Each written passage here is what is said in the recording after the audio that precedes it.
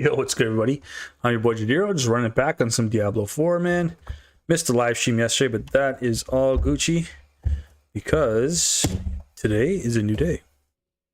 But yeah, man, really excited about watching and seeing what we got going on today. Should be a good one. Yeah. All right, cool. Just doing some Spiritborn blasting. Fortunately, I couldn't get that Crushing Hands build out to, but this is the Crushing Hands build here. Still working out some of the, the difficulties we face with this, but I can show you guys a brief demonstration of what it looks like when it works. So we're just going to do a casual tier 70. It's just a matter of getting that damage going and the damage flowing. So let's see what happens here.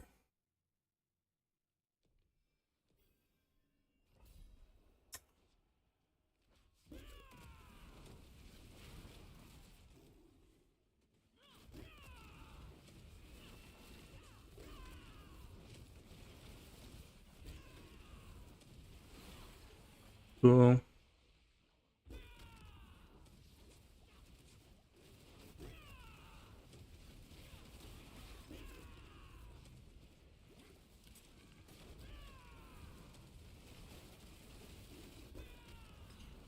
We don't have any mythic uniques on, so we're just blasting.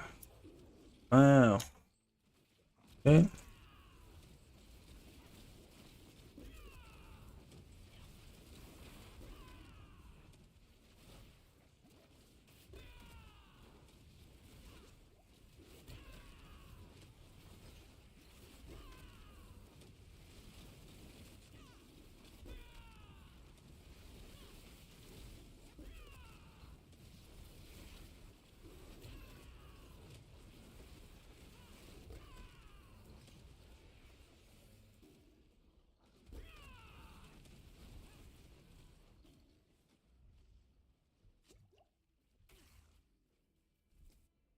Pretty good so far. So we're not even using razor plate. I mean, we could try. We can't equip it now. Look, we can see if there's a difference. I'd like to see if there's a bigger difference. It's just that we don't. I feel like we might get a little bit more damage, but we lose a lot of defense. But let's see.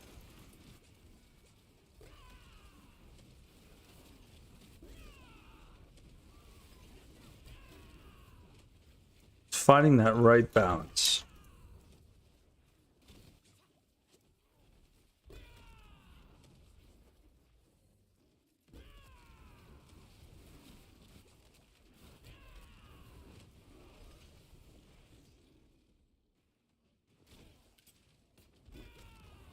Here we go.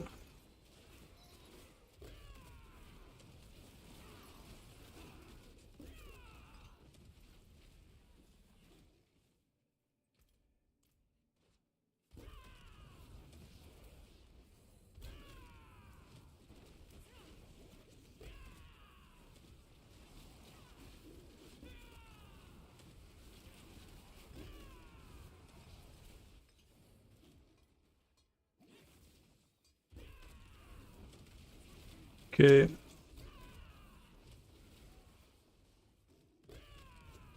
We got one Paragon point too. Resistance to all.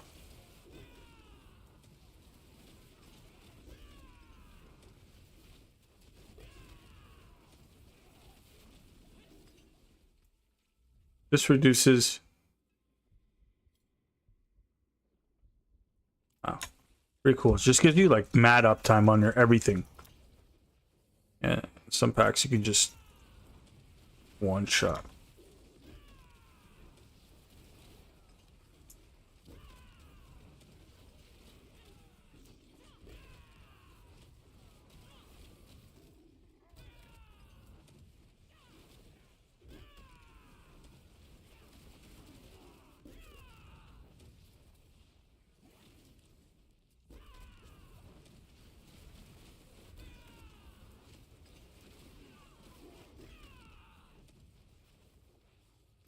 Right.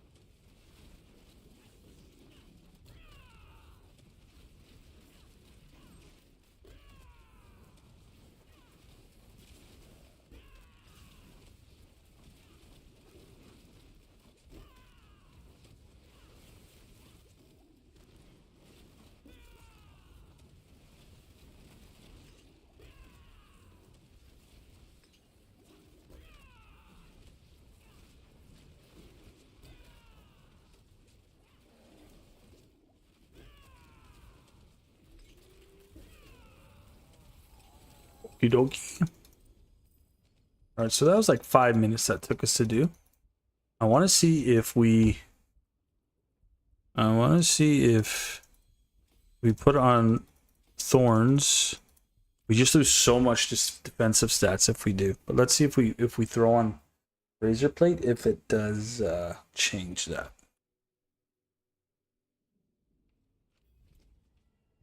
Let's try razor plate now. It says invoke earthen bulwark. We don't need that.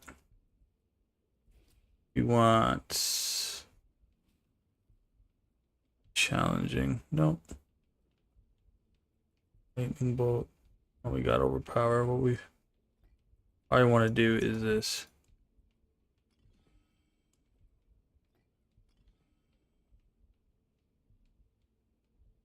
It's too much. We want randomly.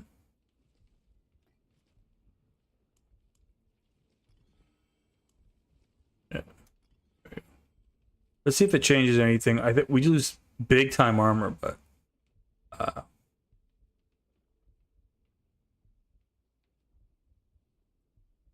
it gives us that thorns aura that we're looking for. So maybe this is the missing piece to the puzzle. Let's hope. Let's hope.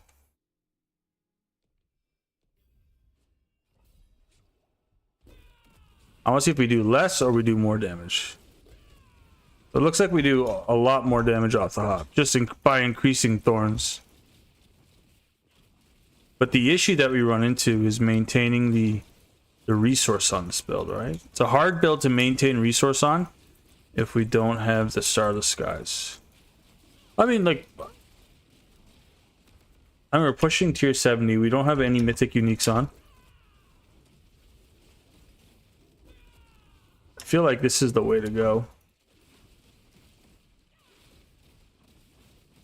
It's just keeping that thorns damage high.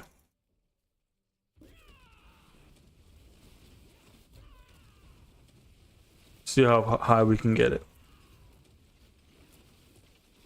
Cool.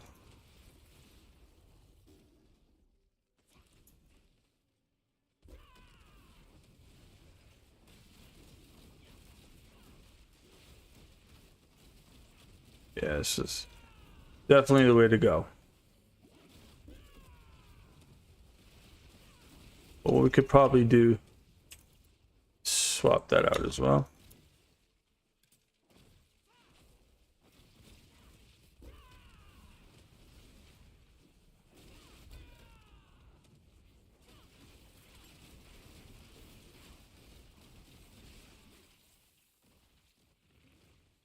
Oh yeah, we're getting a way quicker clear on this one.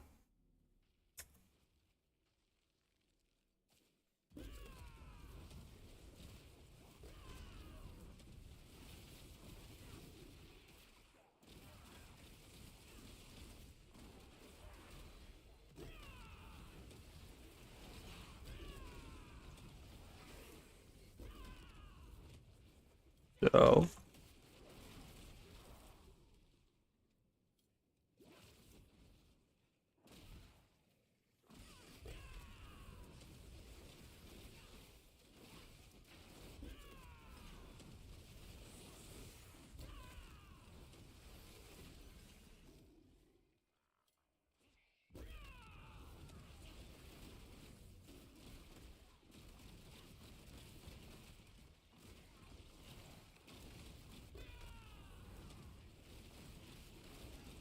cool.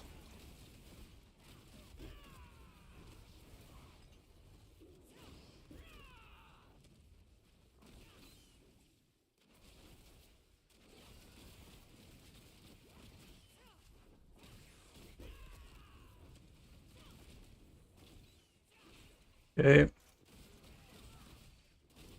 Yeah, we gotta get that resource better. We have reactive ooze. We just need to like passively generate spirits somehow.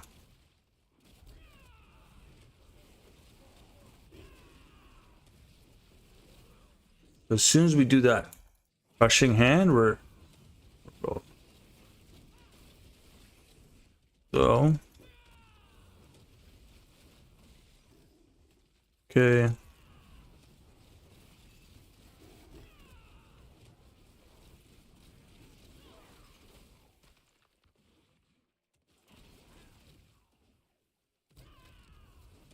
Yeah, so the only slowdown I see here is not having the resource with crushing it. We're gonna fix that up right after this run. I think we know how.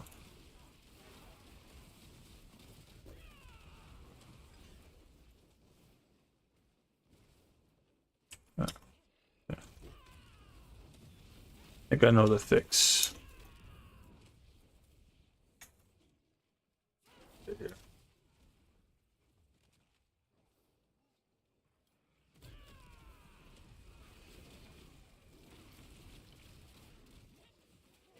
Okay.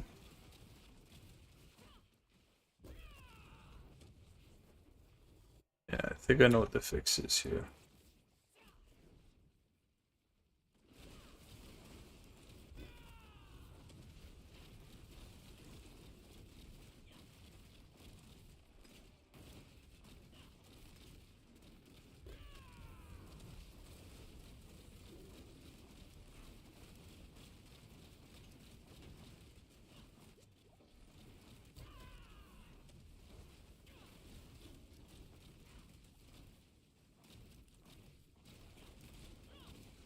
Excellent fight.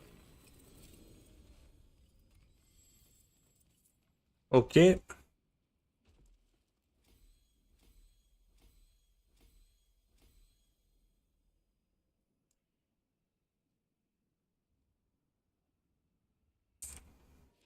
Okay. So I think that the only thing I see that the build could use is a resource generator. That's the only thing I see the build missing. The only thing I see the build missing, yeah. Cool. Okay, so let's scrap all this stuff. Use it well. This is what we need. We need some way to resource regenerate better.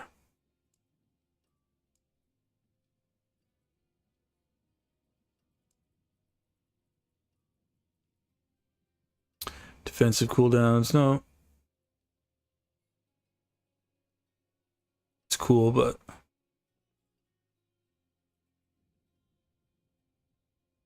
okay, I think this is it. Boom. So we have lifesteal. It's good. We got lifesteal here, and then we got lifesteal. Well, we did have it here. Could we put 2 more points into this? I'd have to take it out of here, but I don't want to do that. I wish we can get more into this.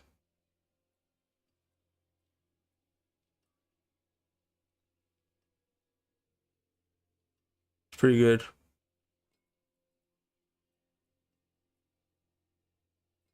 Yeah, it's all damage multiplier stuff. We don't want to get rid of that.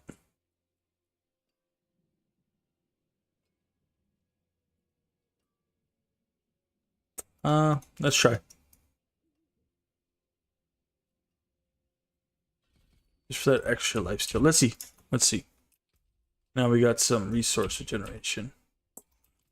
Alright, let's see if this helps keep like the uptime on crushing hand a little longer. And then yeah, maybe we can like I just go over more mobilytics, make the build, put it out there for you guys. There's many variations of this build, but yeah. Let's see what we got.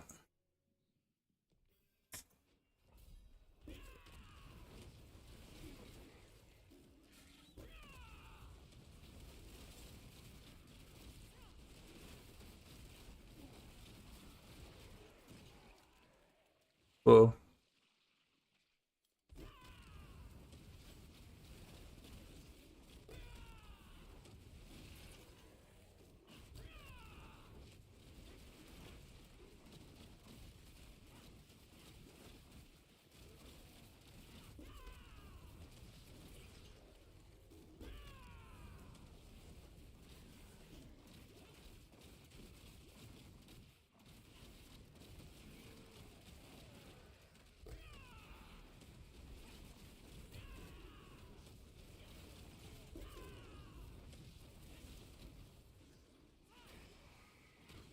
It feels better.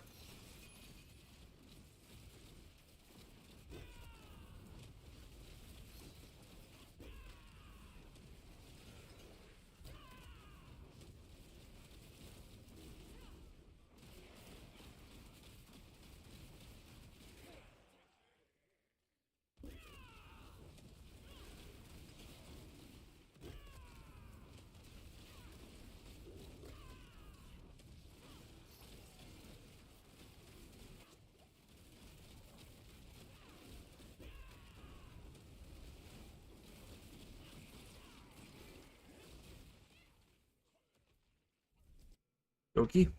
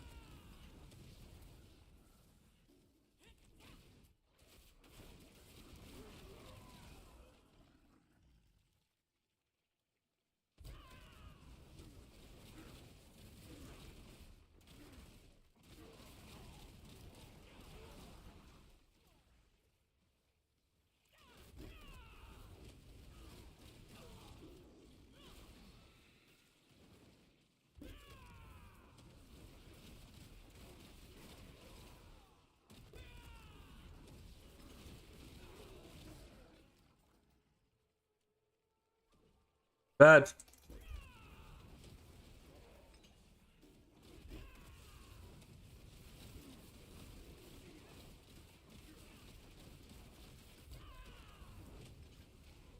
Cool.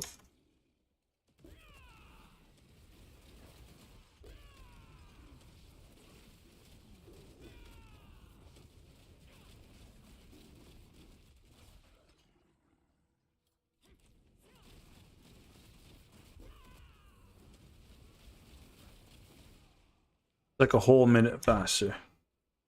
Minute and 30 seconds faster. Jump the gun.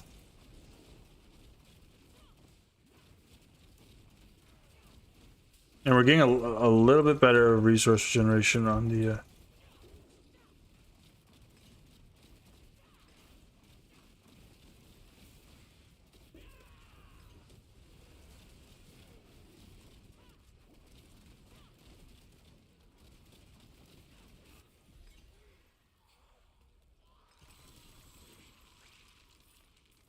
cool.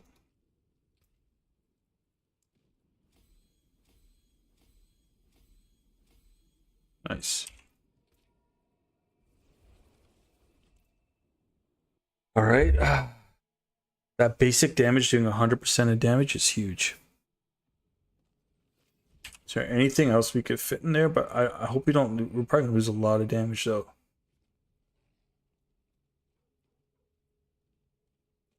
Uh.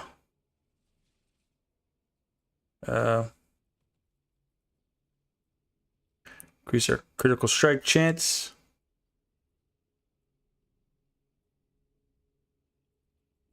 Yeah.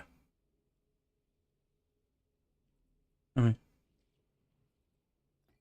let's see this way. Let's see if this way will never be low, and then we don't need this, right? So we don't want to change too many things too quickly. We don't want to change too many things. So what was that? 11 minutes roughly that we had left. So I don't want to change too many things too quickly. I'm with you, friend.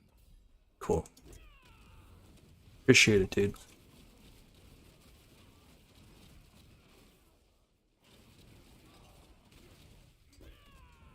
Don't want to change too many things too quickly.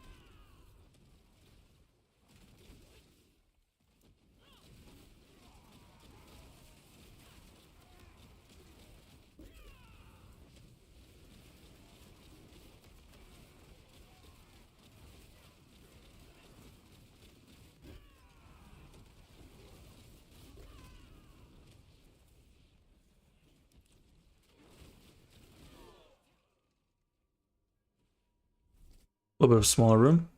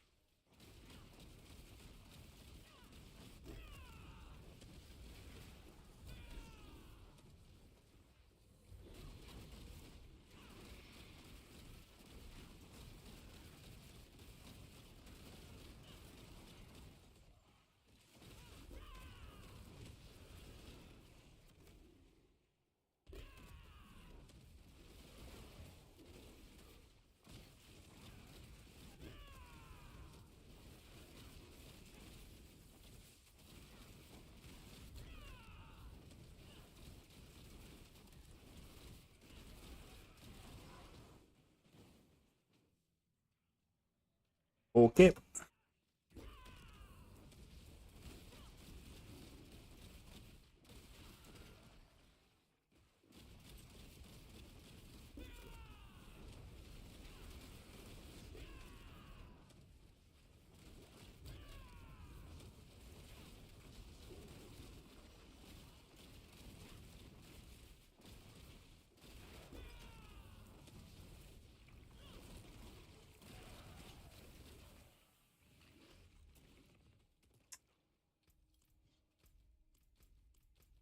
Okay.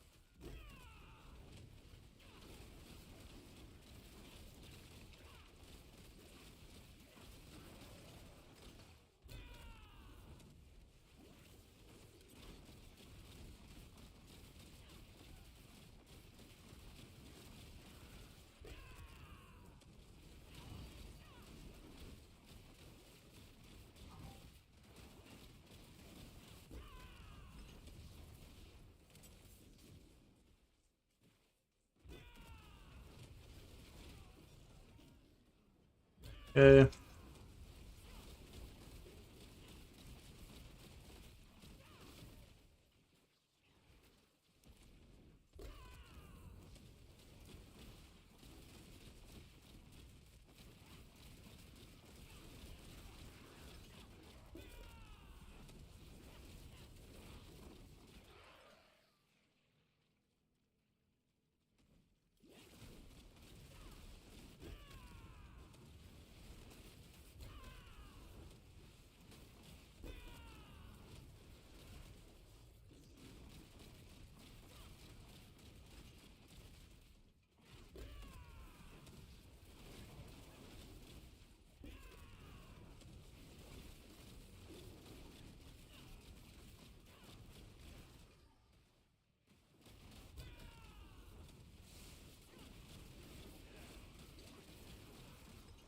Okay, yeah, so that's a big, that is a big damage nerf. You gotta put those rooms back together.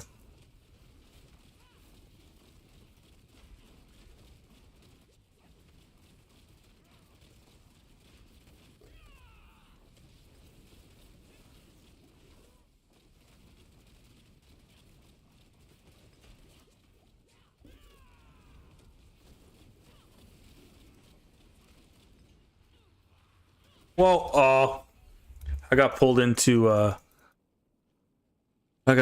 Lilith's vacuum. Come on.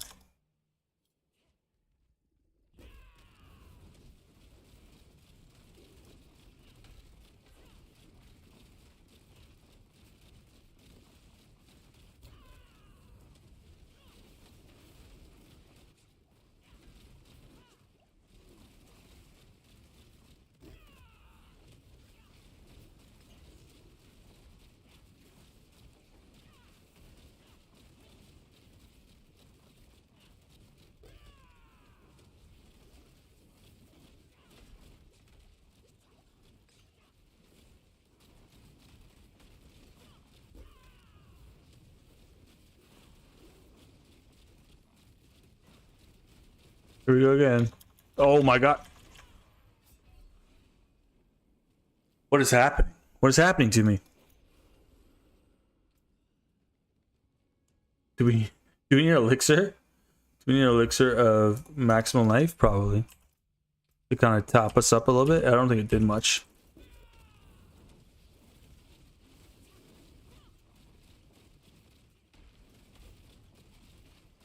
Yeah, we lost big damage there removing that rune. Some mana regeneration. Still, I mean, it still feels clunky, but I'd rather more damage with clunky than anything.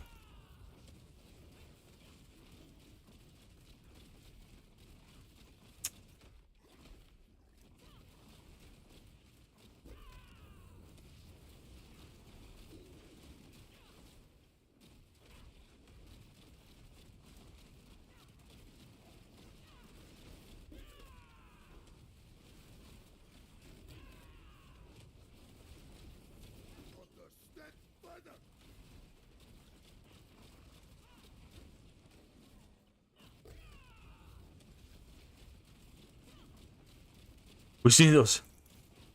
We need those crits to crit.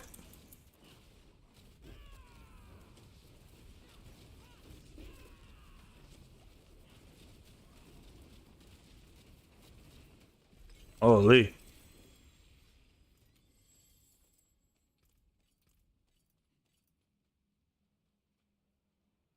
Okay.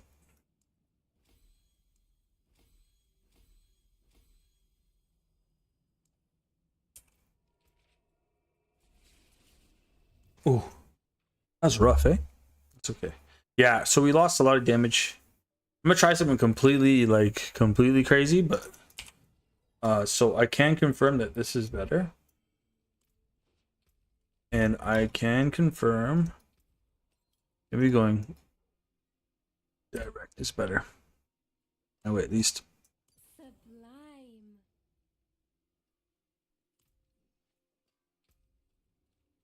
Isn't much, I'm guessing, either. Let's get rid of these. Just want to see 2. Seasonal report. I still have a bunch of these to do.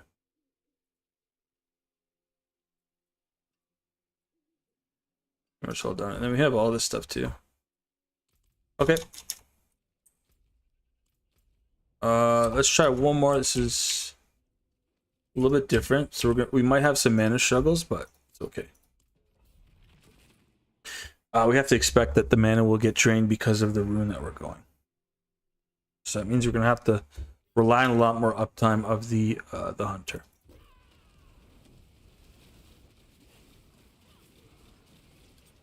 But I mean, the whole minute of time, you know.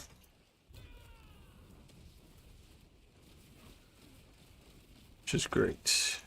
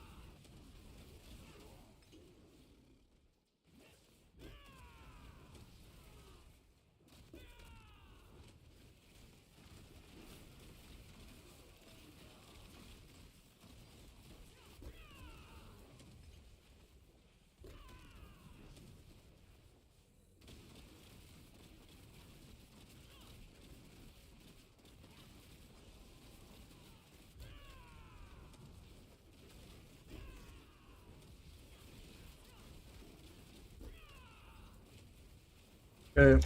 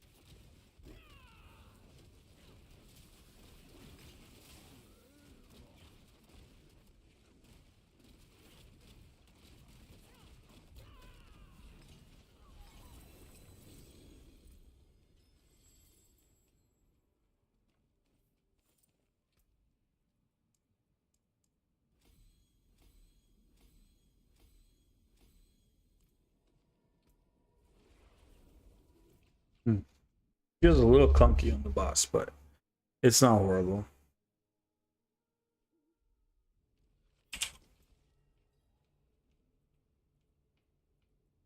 Here's one more max. Thorns would be good. Start working our way towards thorns. I think we've got all. I want to try one more thing here.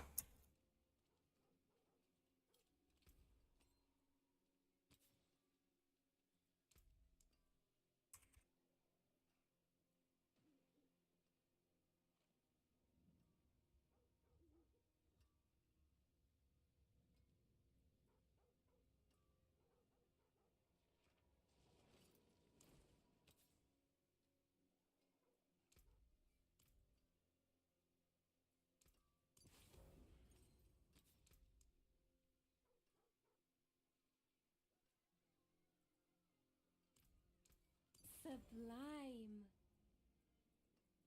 So,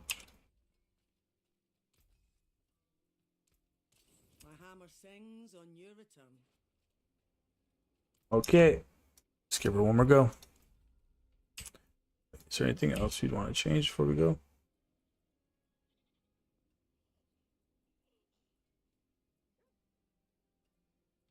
Yeah.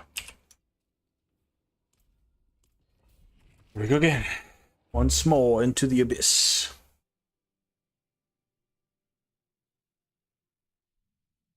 This place is unsettling.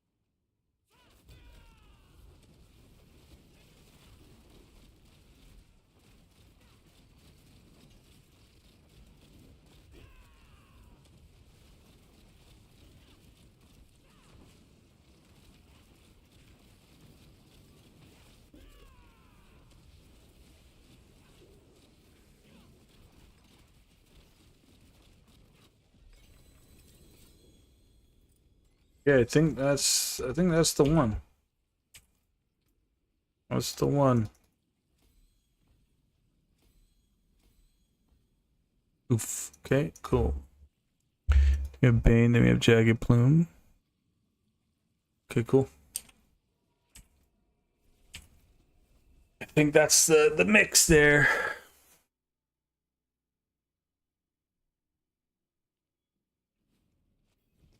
I think that's the mix, man.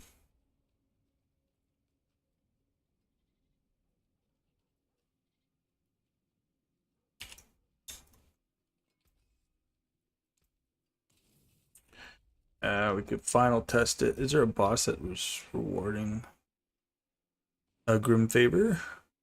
Ooh, we got a world event coming up. We got 2 coming up. We do. Who's this? Ooh, I don't like phase bosses. That's too far, Sean. It's another way I like to test the build strength too, is if we can solo a boss, even the smaller ones. Yeah, if you guys still want to see the build guide, let me know. I know it's a little bit late. I'm a little bit late to the party for the Crushing Hands build. I got the Pulverized build out, but if you guys want to see the Crushing Hands build, this is the budget version. I have it here for you. There's no mythics on it. You could do most content. You could do all the content in tier 4. I just want to see if we could solo push bosses, and then we'll give Belial a trial as well. See if we can do this. Only thing I'm worried about here is our defenses, like how weak we are. So, not bad. A lot better than I expected. It's just our resources are a little. So our resources are one thing. So ideally, you don't want to be. You kind of don't want to have these fights go on too long, because you can get there's a lot of one shot mechanics with these bosses. But looks like we're not doing too bad. That's not too bad. So Varshan check. Do we even have the right? Do we even have? We don't have enough keys. Okay, cool. That's all right. Let's go try Gregory next. Mr. Gregoire. We don't have any keys though. What do we have a key for? You guys want? We have a lot of Betrayer's Husk. Do we want to? That's what we farm for. So those Betrayer Husks. I want to give this a try, but I don't like the fight. I think it's annoying. We could do and Durio's even worse. What about Durio? We have anything for Durio? Let's check. We do. Let's try. This is a phase boss. I don't like it because he could do crazy damage. It's the same principles with these phase bosses. You gotta take them one at a time. Let's see if we can. I mean, if you can do Varshan, if you could solo this is bullet. We don't even have the mythic uniques that you probably want. You probably want Shout of False Death right here, and then you probably want some other stuff. Well, let's see if we can push it. Do it. I mean, if we can push. If we could do Duriel solo, I'm happy. That means we still have a pretty good chance at getting a mythic unique. So let's see what we could do. I don't like the fight because he has phases. It makes no sense, but I miss old Duriel. I remember we could just one-shot Duriel. All right, damage is not too bad. Again, I'm more worried about our defenses than anything in our resource. That's the only thing this build really struggles with. But other than that, it's a pretty decent build. Yeah, we gotta dodge this.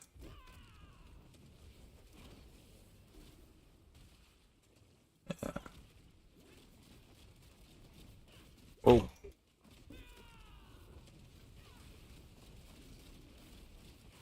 Just gotta keep dodging it.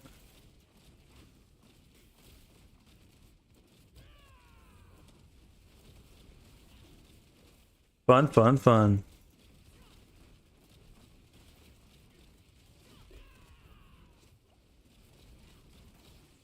One.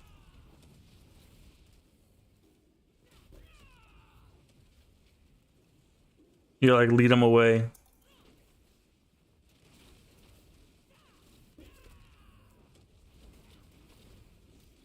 Oh, I played myself. I played myself. I want to try it again, but I think it's a waste of time. The real one we want to test is the Betrayer's Husk guy. Yeah, this still might require some help. Anyways, I'm happy. We can do Varshan, and we could definitely do Gregoire. Gregoire. I don't know how to say his name. Gregory. So I call him. See what we can do here.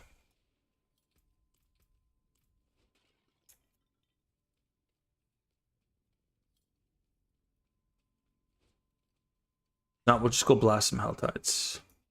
I doubt we'll get this. This boss is such a finicky boss. You have to do. If you're not one shot him in 10 seconds.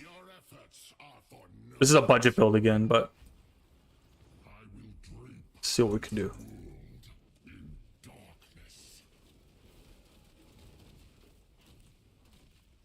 Yeah, we just don't do that. Whoa. Yeah, forget about it. Forget about it. Souling bosses is on a budget. You need more damage. You see that 50 times multiplier from Starless Skies.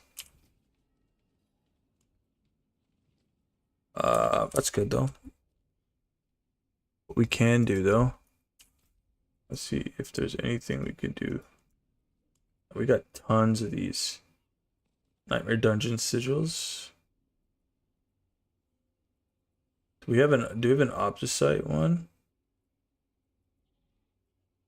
Do we have Obdusite? Oh man.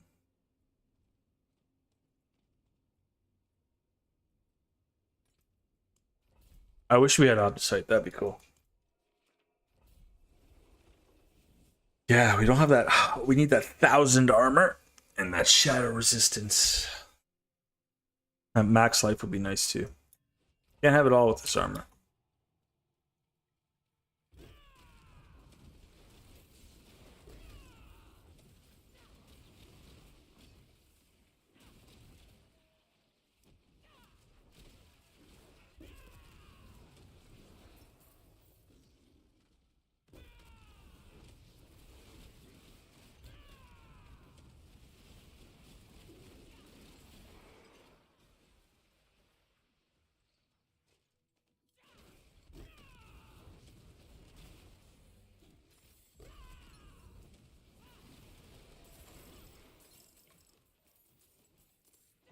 Oh.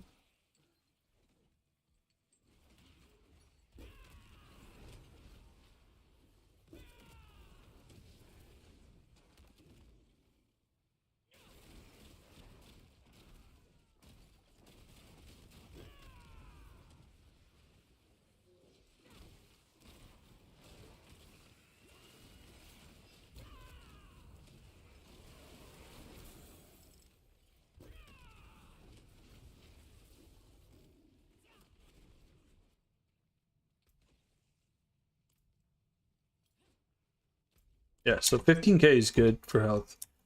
Ideally, you want to be up in that 20, but see, we're just shy of that 1000 armor.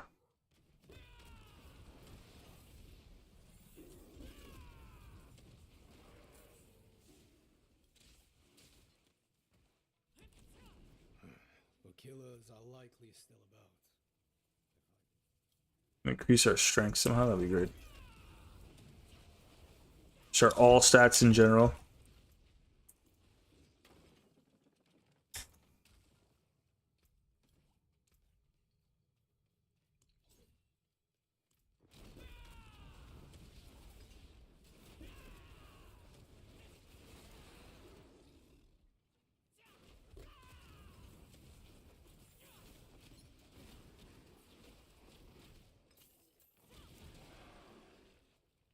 Okay.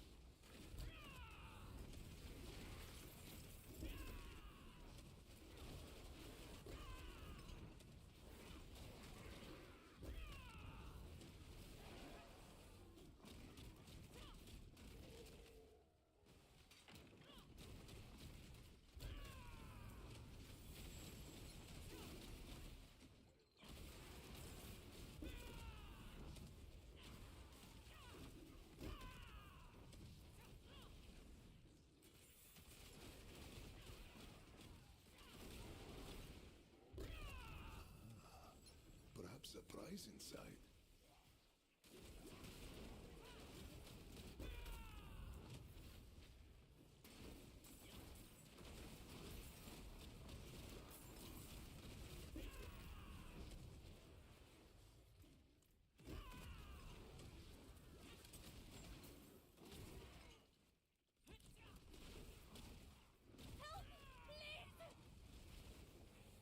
Look out!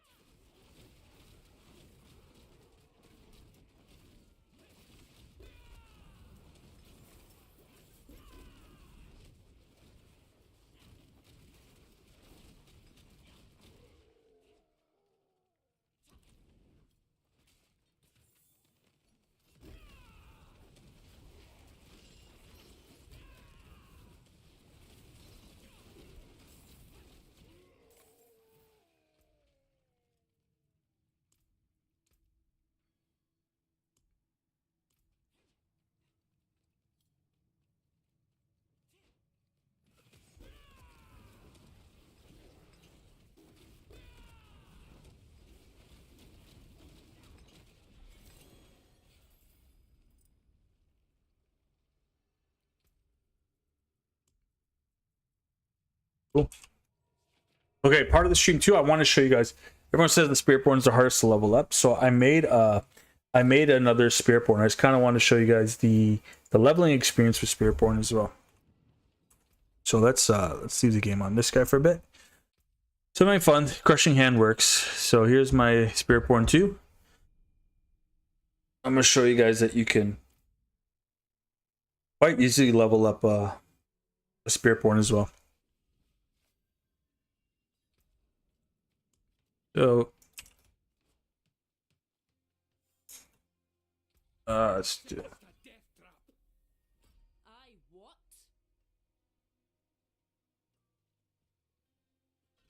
Oops. We're gonna skip over this. One there. One there. One there. I want Ravager. Probably don't want Ravager. You probably want boom.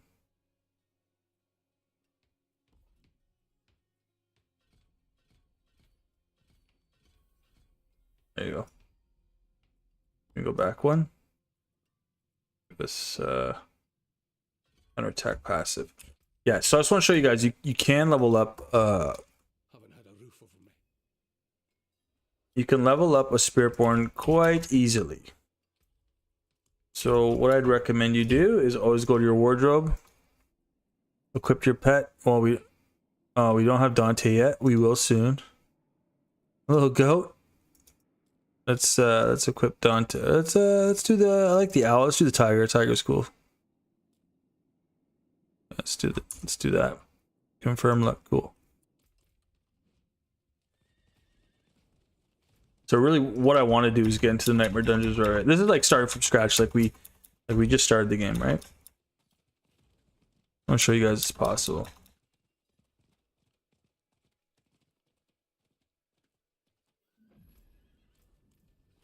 For anyone that wants to think that Spiritborn is the hardest to level up on, it's not. And I have the leveling guide on the channel if you guys need it.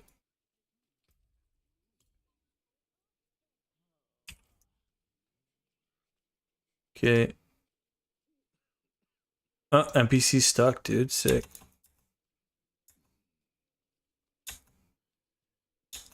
We found all the survivors. Oh, there's a cow, guys. The cow level is found. Anyways, here we go. Back to the earth. So basically, this build revolves around you. Every time we evade, we do Thunder Spike. So, going down that route.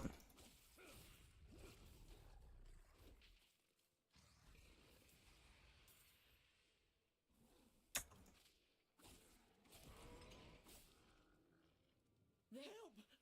I'm begging! You saved my life. There! Another survivor.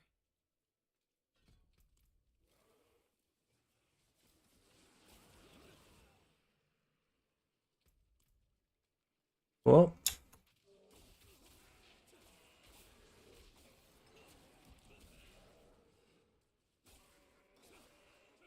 Airtime.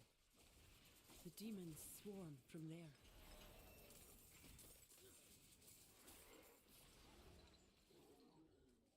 Look, they're squabbling over something. What is that?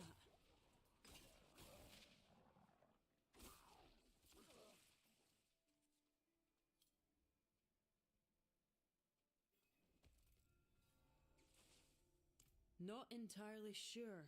Whatever.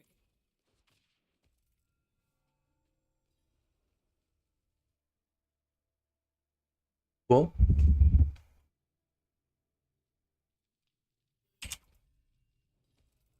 So just keep going here.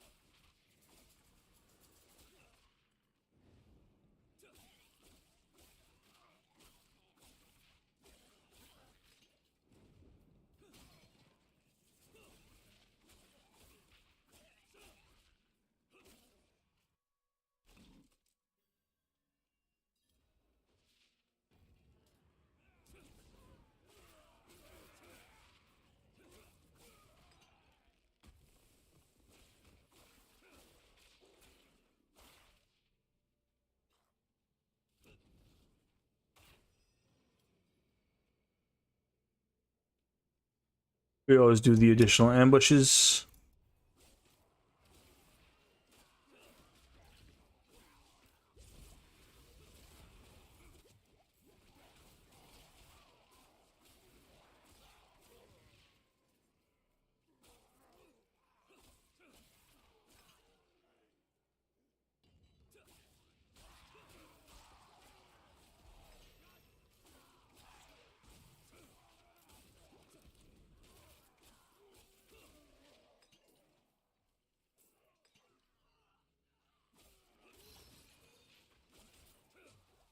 Oh man, brutal.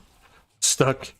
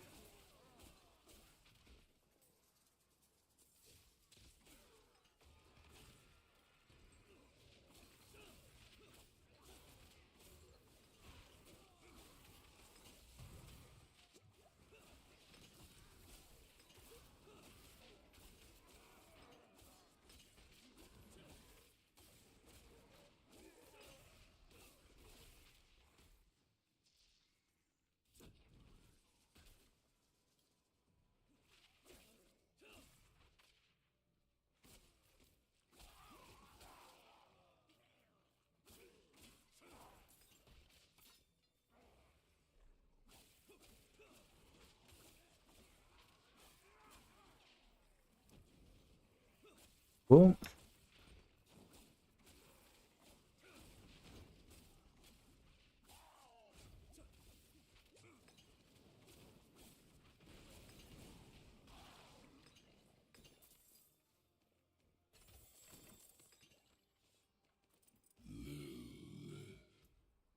You still live. Easy.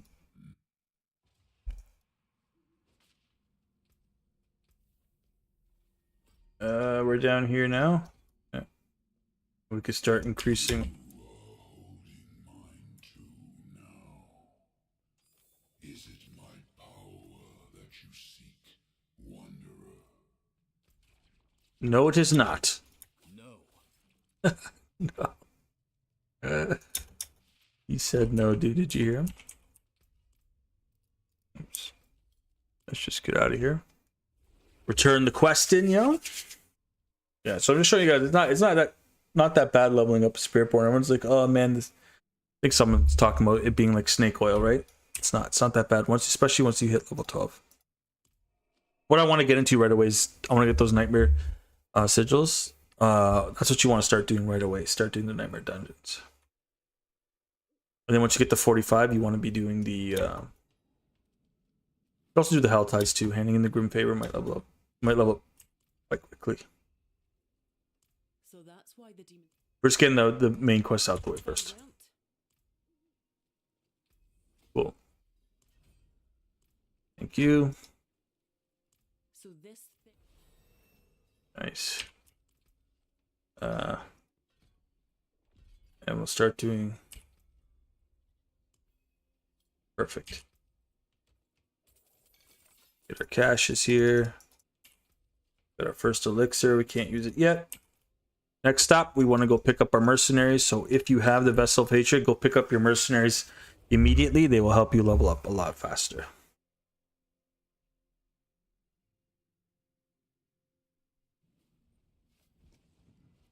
I had a son once, about your age.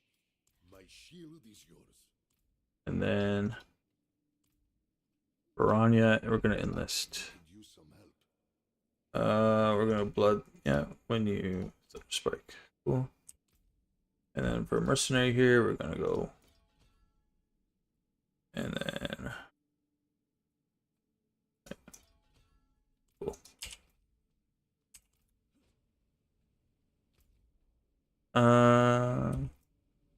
So, I mean, we have some of the other things we need as well, but we're not going to get into that right now. Let's just get right into these dungeon ones. Good place for us to regroup. Sir.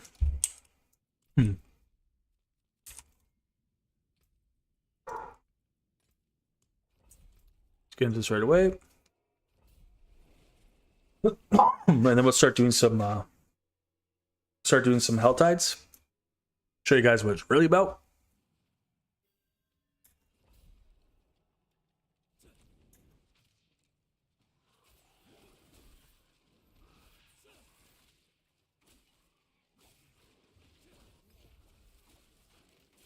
I have us hopping around, dude.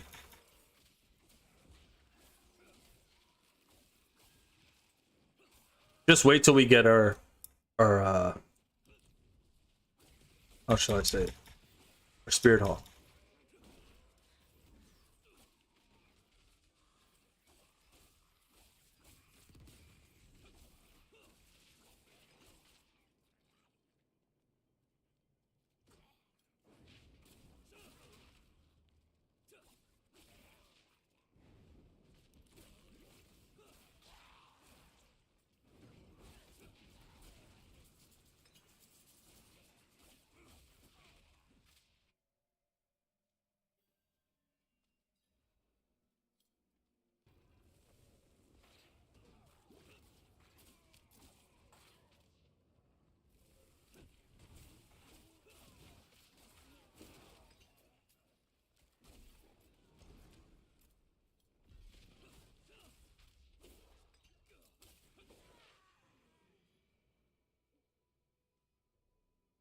And we want the swiftness motes. So ambush, more ambushes is number 1, and then swiftness motes is number 2. You just want to be moving around ridiculously fast, right? That's the dream. Oh.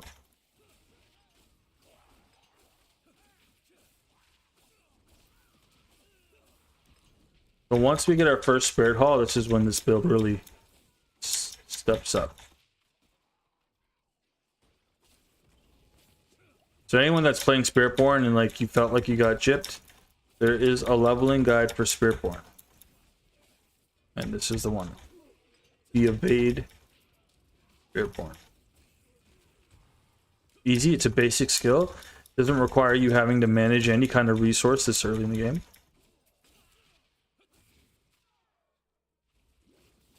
Alright. It's just a whole lot of fun.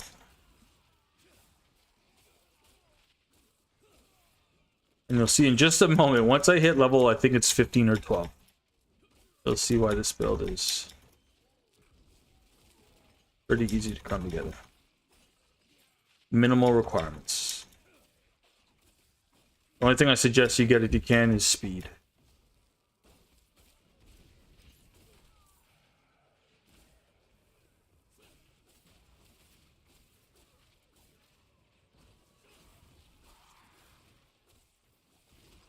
If you can.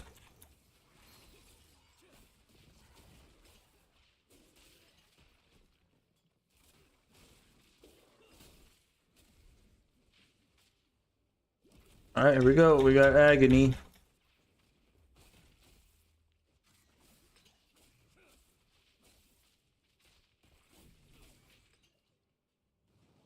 Thanks for here.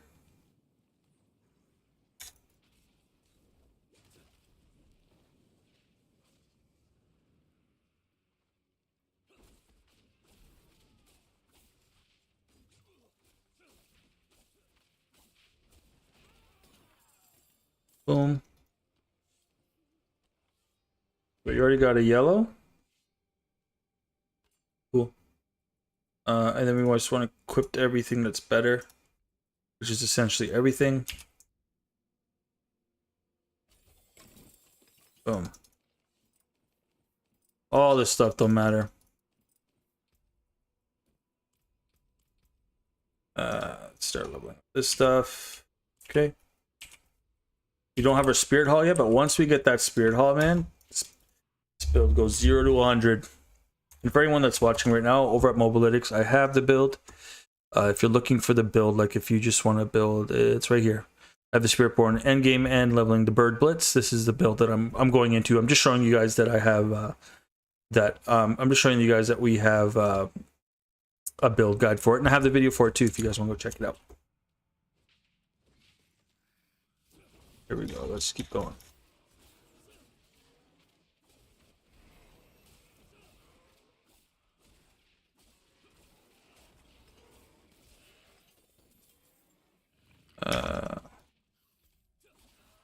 And you'll notice this build will get faster. It's gotta level up.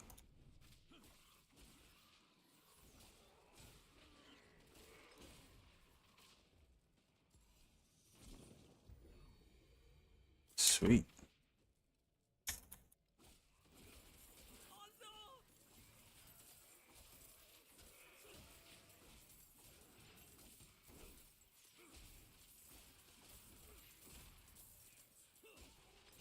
Yeah, as we progress, we're getting a lot faster.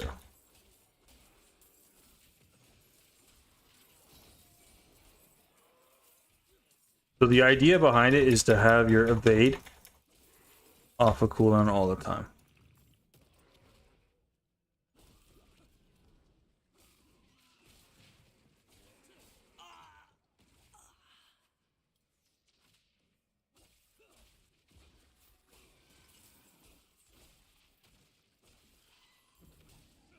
This is a basic build. You don't.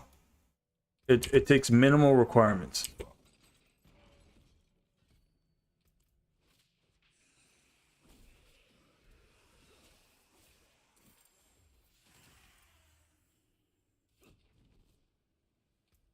If that Spirit Hall to come online. Select.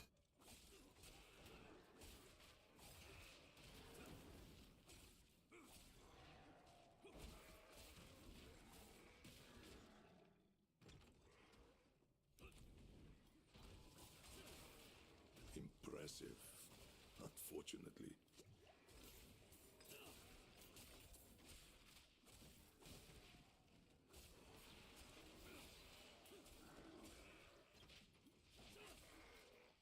Cool.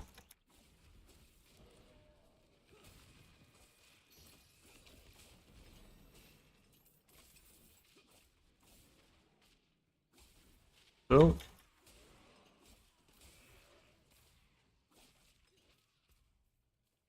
Let's get Russian Claw online here. So at least help us move a little quicker. And we're gonna move Russian Claw over to Kavashek.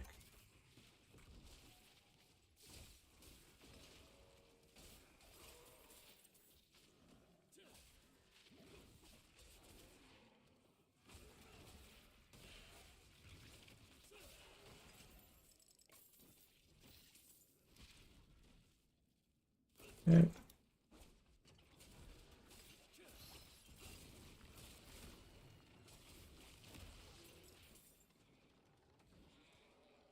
Forgot some back here.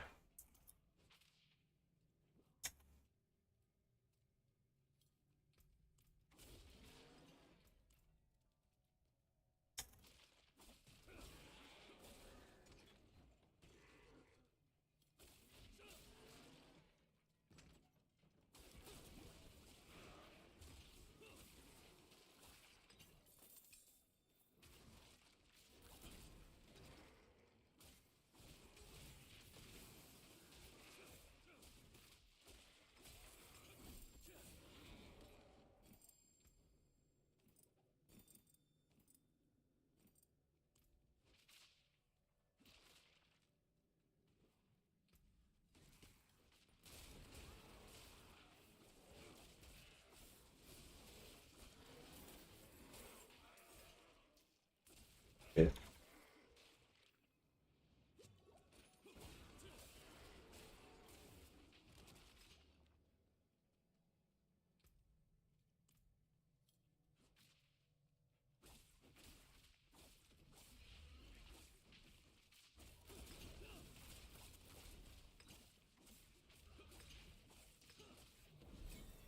Cool. What we'll do is we'll go back. Let's get Russian Claw online, yeah. And then what we'll do is we'll go back. We'll just sell everything, and then we'll go back into the next Nightmare Dungeon. And you pretty much rinse and repeat. You could also do the Hell Ties if you like. I feel like the Nightmare Dungeon is just a lot of fun. They definitely buffed them in the correct manner. And one thing too, a lot of people forget too, is don't forget to always constantly upgrade your potion as you're going along. This could be the big difference.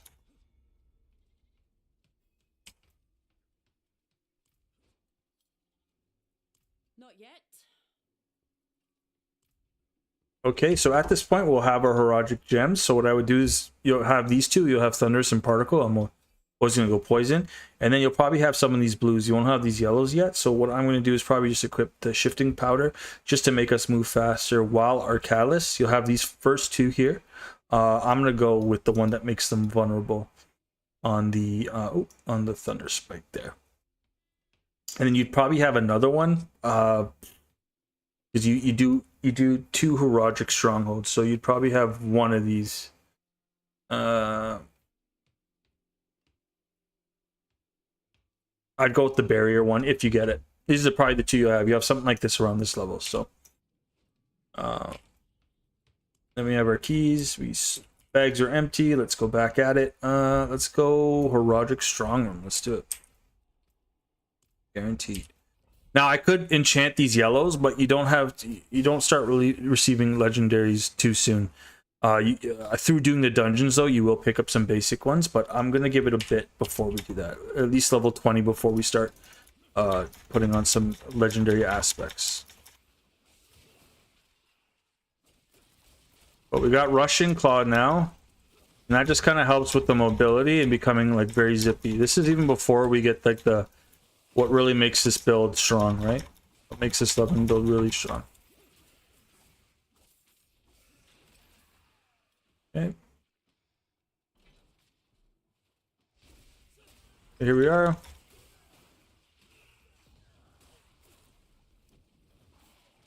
Okay.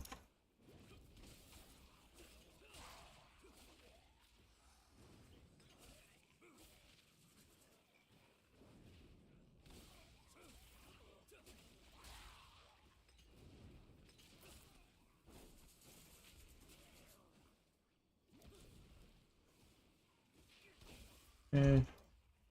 Building the Horadrim portal.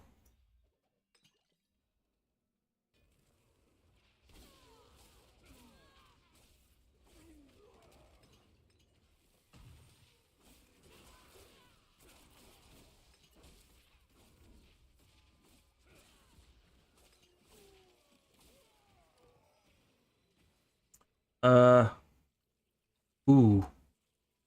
That's pretty good. Let's go with let's go with the additional ambushes. Try and hit that level 6. It's always the additional ambushes that you want. It's gonna help you get to these rooms a lot faster.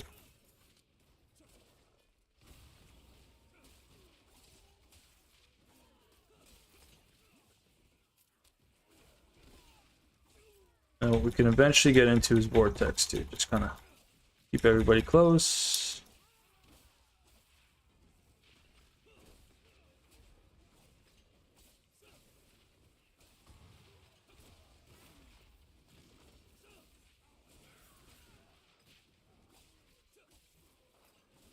Cool.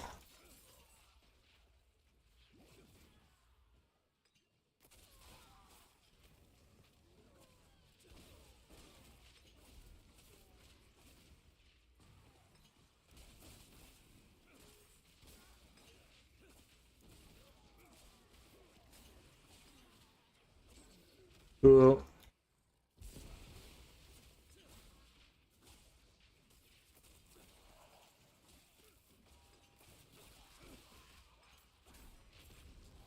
Impressive, unfortunately. Okay.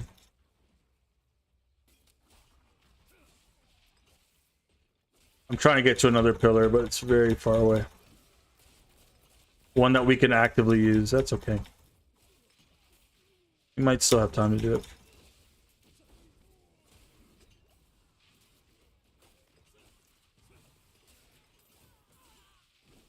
Okay. Close enough.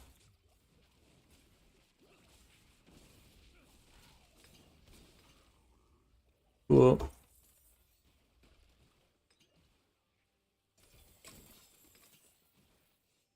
My blood was my gift to sanctuary, ever burning seeds of the.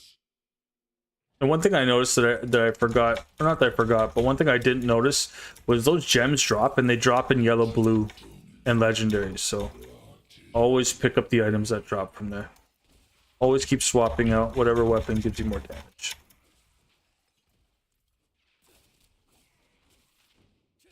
Okay. We're not the Spirit Hall yet. Once we get to that Spirit Hall, I really want to showcase how much better this build gets.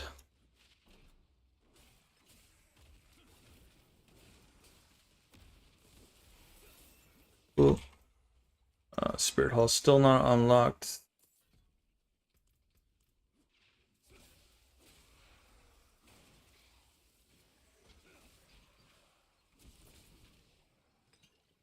Cool.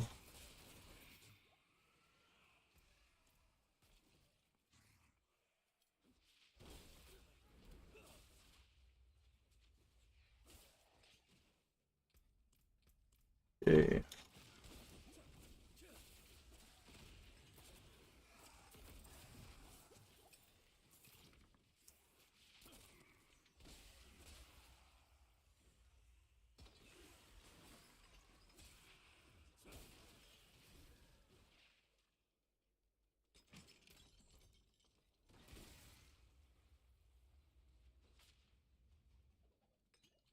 We probably start taking our elixirs now. Oh.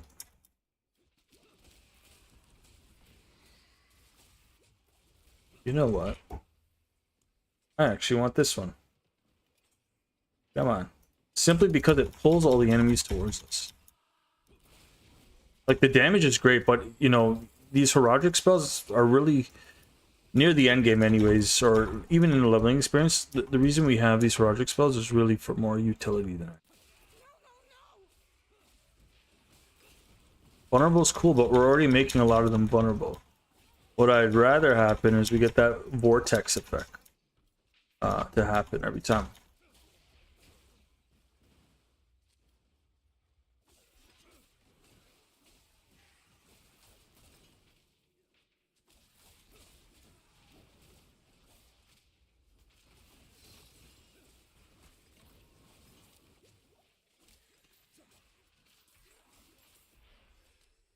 Cool.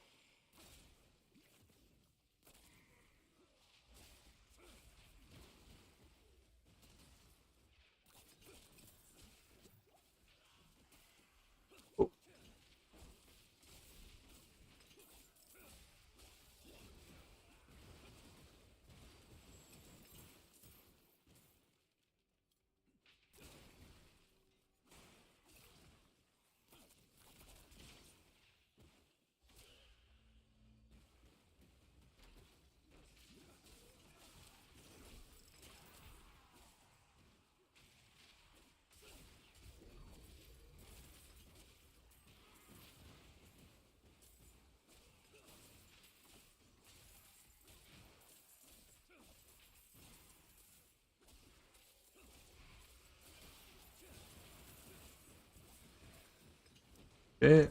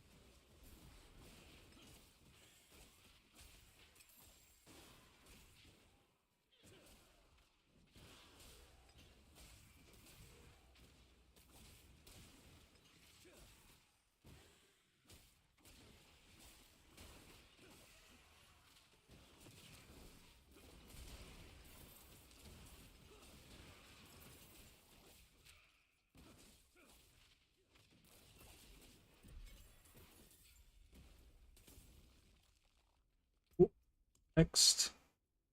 Forgotten Wisdom, let's go. Some good experience.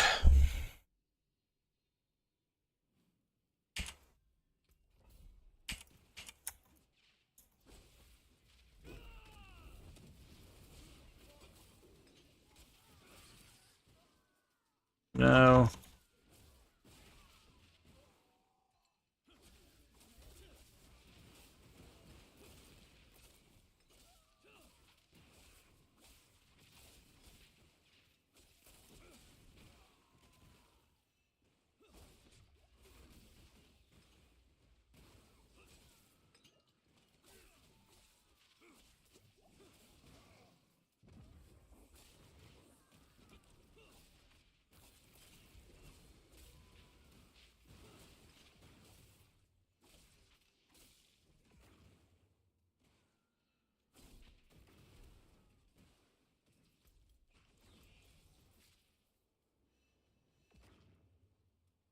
It's really a shame that the pet can't pick up these Forgotten Wisdoms. I think that'd be huge, you know?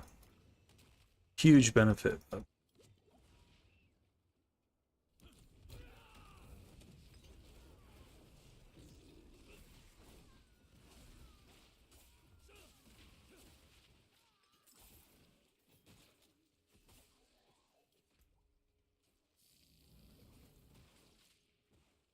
Cool. Quite the challenge, eh? Yes, indeed. Just got some yellow gloves.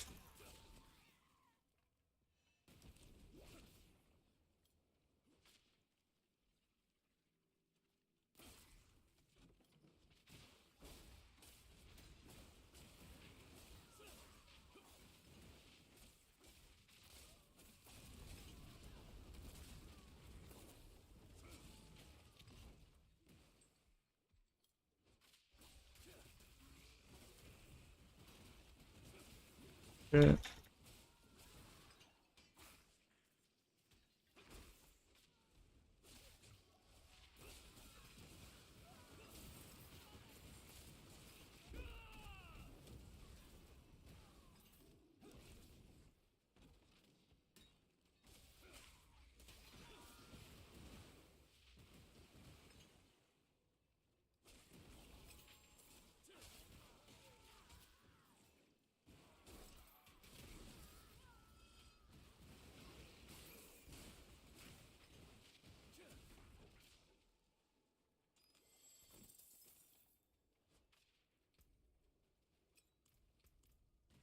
Okay.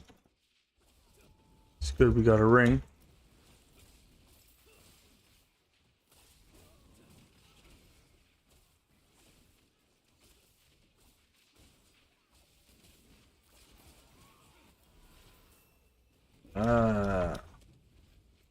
Now we get to go. So we want to equip the Eagle Spirit. And now we can start shooting out these Storm Feathers. Which is just gonna take you to the next echelon of damage.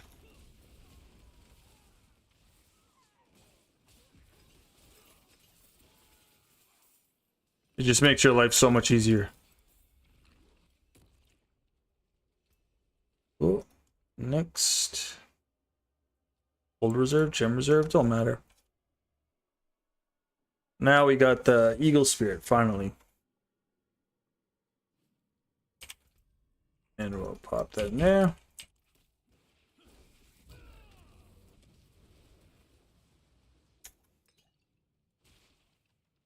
Cool. I mean, in 30 minutes, we're already at level 15.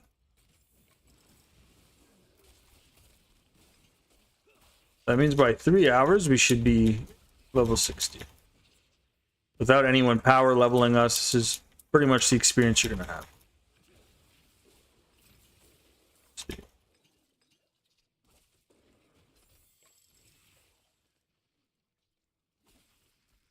See how much easier the clearing becomes, though, once you hit that Eagle Spirit? Start to shoot them Storm Feathers, and bada bing. You're the guy. clearing becomes so much easier.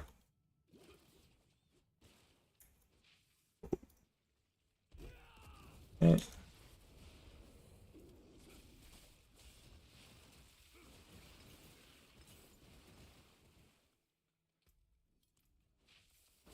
Oh, what the heck? Where'd you come from, my guy?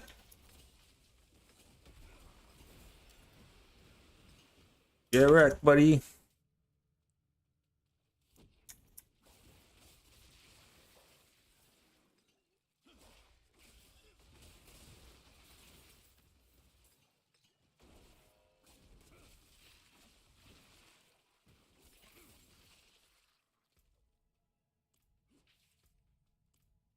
Ideally,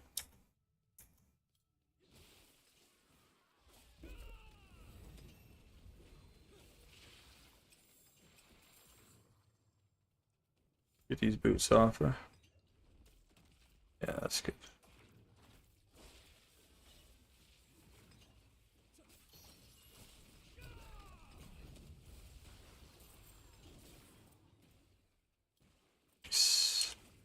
Yeah, we're getting there.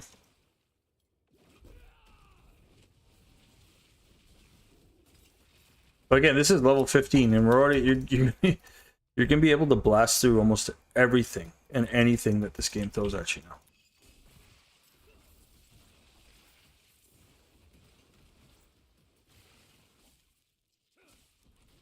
I'm all about the budget build, guys. I'm all about those that ball on a budget.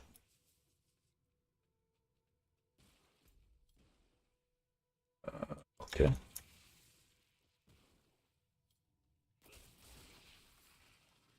It's probably one of the hardest seasons to get a mythic unique. Like outside of leveling up new characters. So all the builds I'm making this time around, I want them to cater towards, you know, people that just want to do Torment Force stuff, be able to boss by themselves, clear everything by themselves. There you go. And I think by far this is the best leveling build for the Spiritborn. Is the Evade Thunderspike build.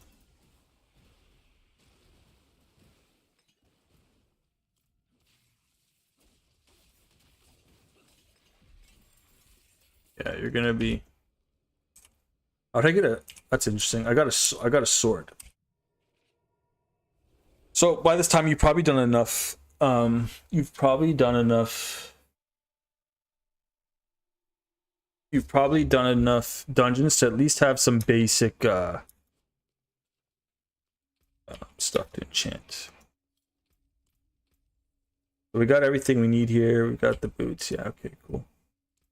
So the only thing I would enchant would be your rings. And you're probably gonna have some like basic skills. Right? You're probably gonna have something like you'll probably have something like, yeah, Aspect of the Moonrise.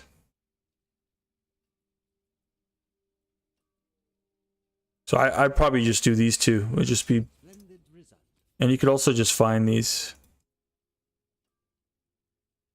Yeah, something like this. Just basic skills. That's what you have. I wouldn't even enchant this yet because you probably don't have anything you'd really want to put on there.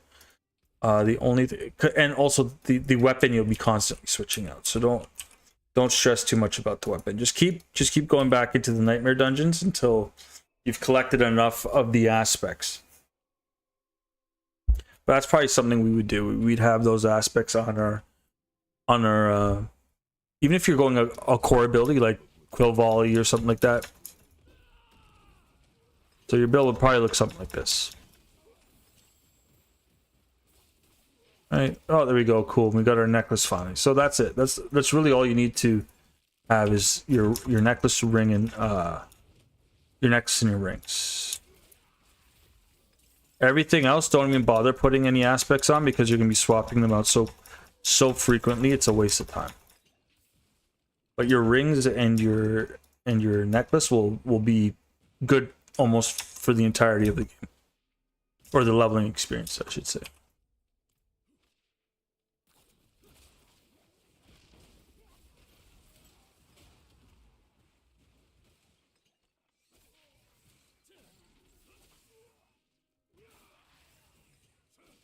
But you're starting to see once you hit that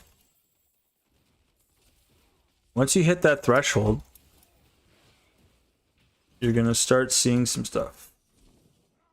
Once you hit that, sorry, once you get the first Spirit Hall and you go into the Eagle Spirit Hall, you're gonna notice a huge difference in your build.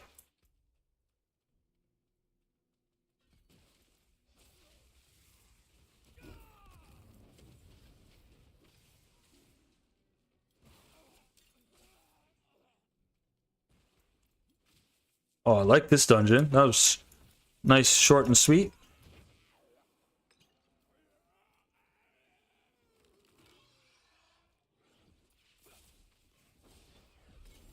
Cool. Next, so we get some runes coming in here. We don't have anything to protection shrines, skull gold reserve. Yeah, we're just gonna keep cycling these evade builds. And again, I got the builds over at Mobilix for you guys if you want. I have the exact guide on this build.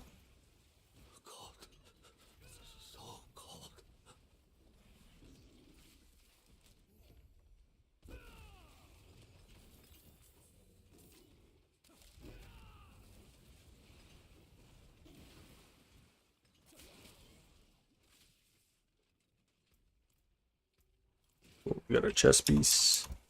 Nice, we're all decked out in yellows and legendaries.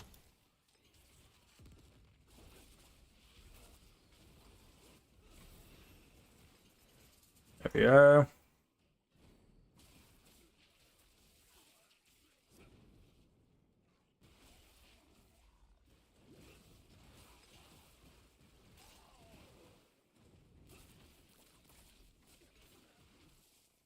Cool.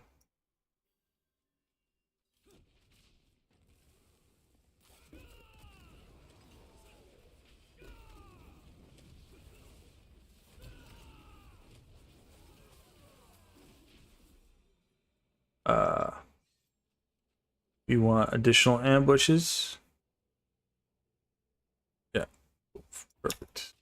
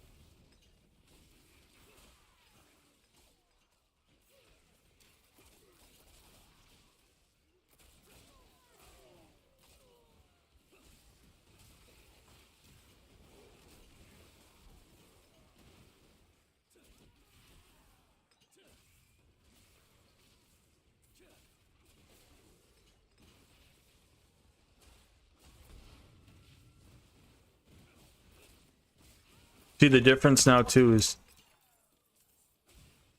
we're also going to always max out these strong rooms until we're in the last bits of torment. Again, always look for these items. Even read them if you can. You'll see it'll say a specific gem, but I always suggest picking it all up, especially when you're just starting out the game, because you can and will miss important Horadrim spellcraft.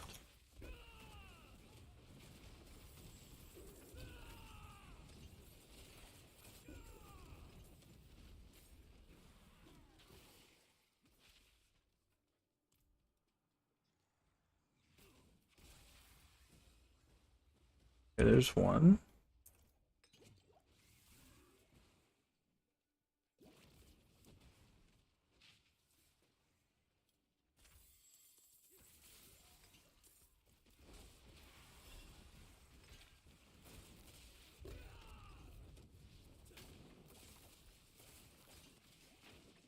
Oh, is it right on top of it? Oh, jeez. I'm like, where is this other one? It literally spawned right there. Cool.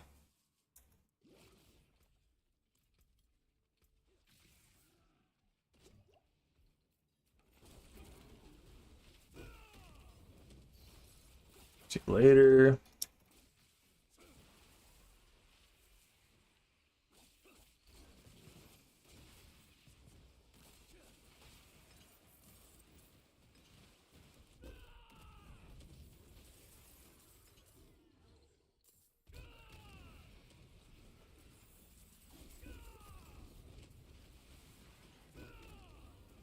Help, I beg you!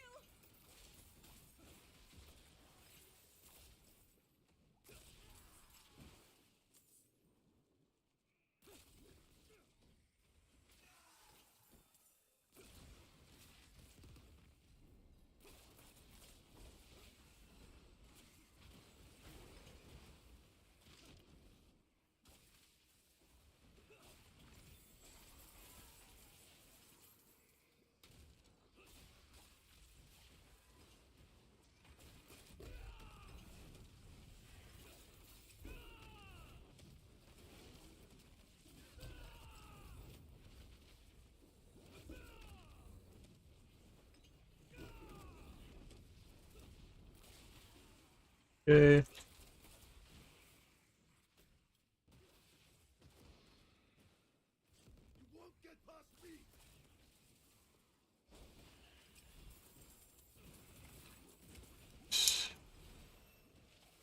Beauty.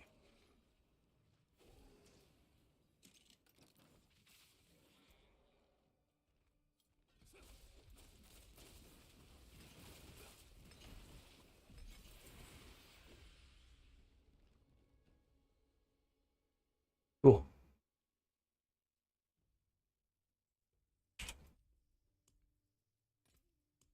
Aspect of the potent blood. Wow. I didn't know I still had new aspects to get. It's pretty cool.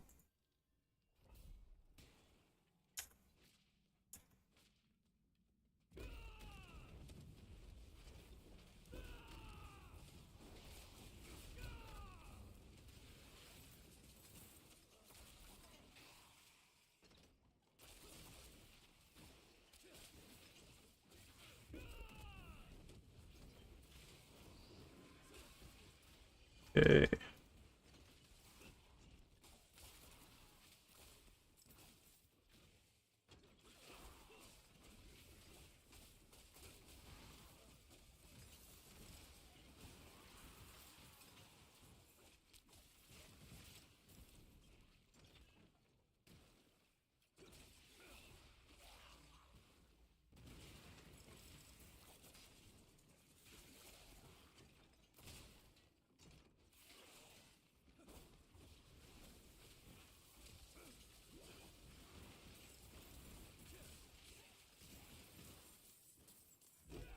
Help! I beg you! Cool.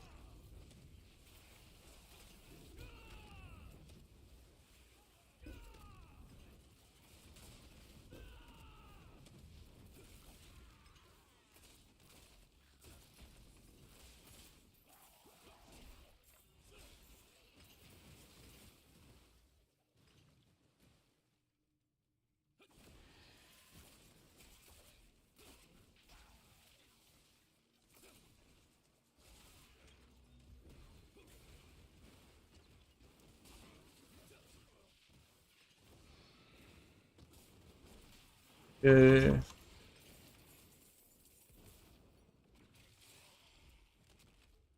Better.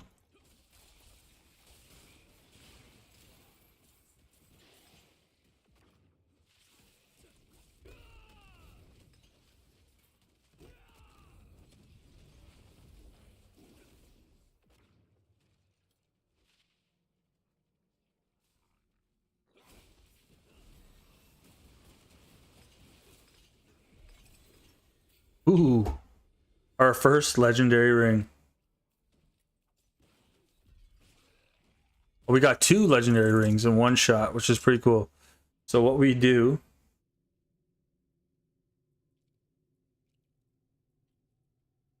yeah, see, these are both cool. So what I'll do is I'll put this on my weapon, and I'll put this on I'll put this on my weapon or something like that.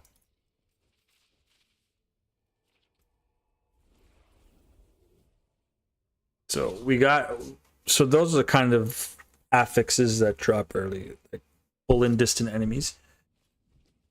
But to me, this is something we can put on our armor, but I really don't want to do that. Maybe we'll put some, so we have...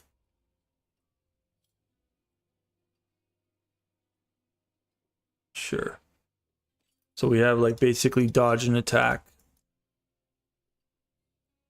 So this one would probably be good. We might even get some storm feather stuff going on here.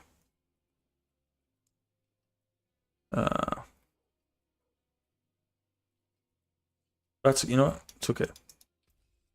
We're gonna get rid of this stuff. So Magic is neither good. we just need one more. How may I help you? So I would think that we'd want anything to deal with mobility here.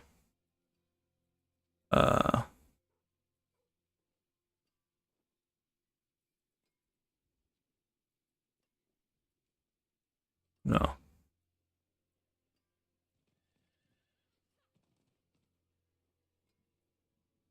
Yeah. Or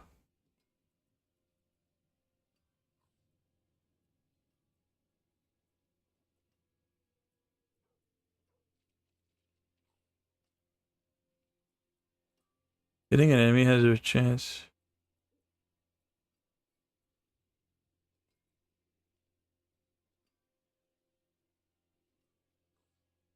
Okay.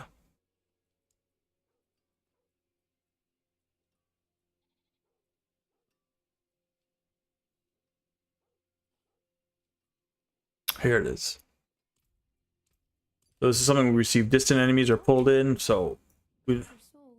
want to give you guys the most realistic of what it looks like, what it will look like when you're leveling up. I don't want to skip anything for you guys. I want to give you guys, we have till about 8:15 here to play, so just want to show you guys like realistically like the legendaries you'll be getting and the Horadrim spells and such, right? So I don't want to like put anything that's too OP. But I feel like my guy, I'd want to give him a little bit of a wardrobe update here. I have this very cool I'm a Wukong fan, so let's give him the Wukong look. And no, we always go with these ones. Yeah, there we go. Cool. And the weapon we can give him. Kind of like it when both sides are like, you know, mirroring each other. Something like that. That's cool. There we go. Now we're looking like Wukong.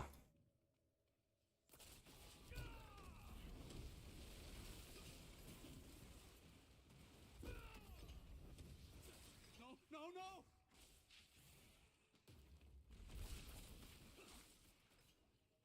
Sing Stu here. Okay, so I gotta get there first.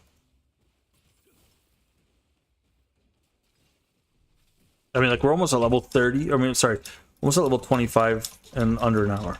Quite the challenge, eh? Pretty strong. I've heard so many people saying that the leveling experience for Spiritborn is difficult. I think this is a basic ability evade build. Very strong with the Spiritborn.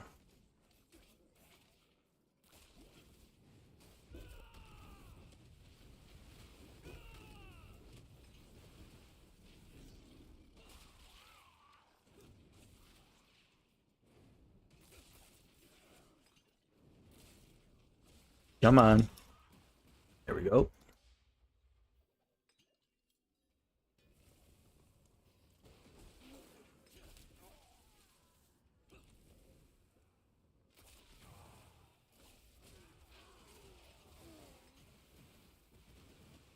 Okay, additional ambushes. Perfect.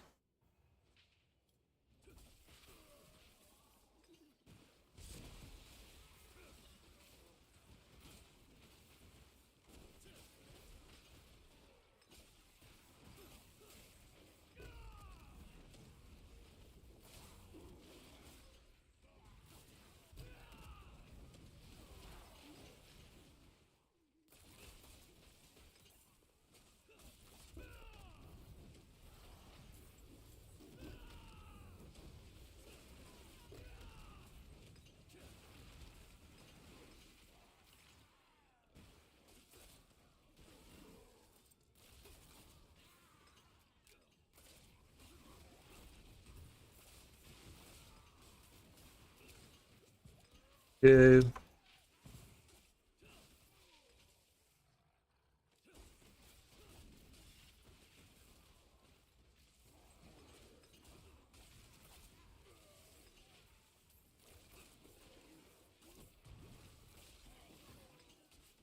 Okay.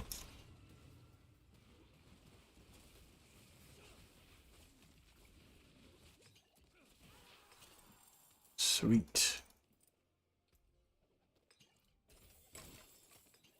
Boom. Okay. Full arm.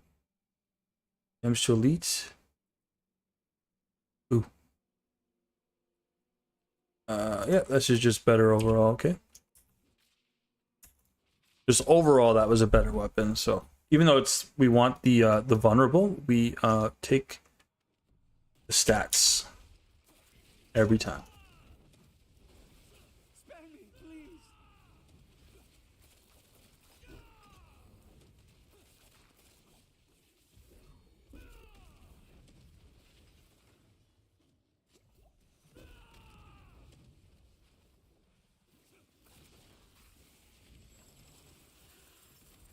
Whoa.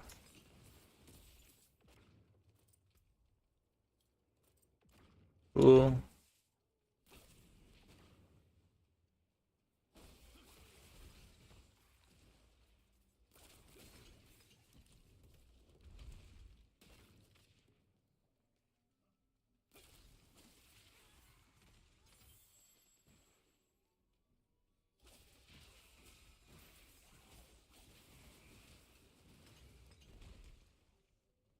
Oh no!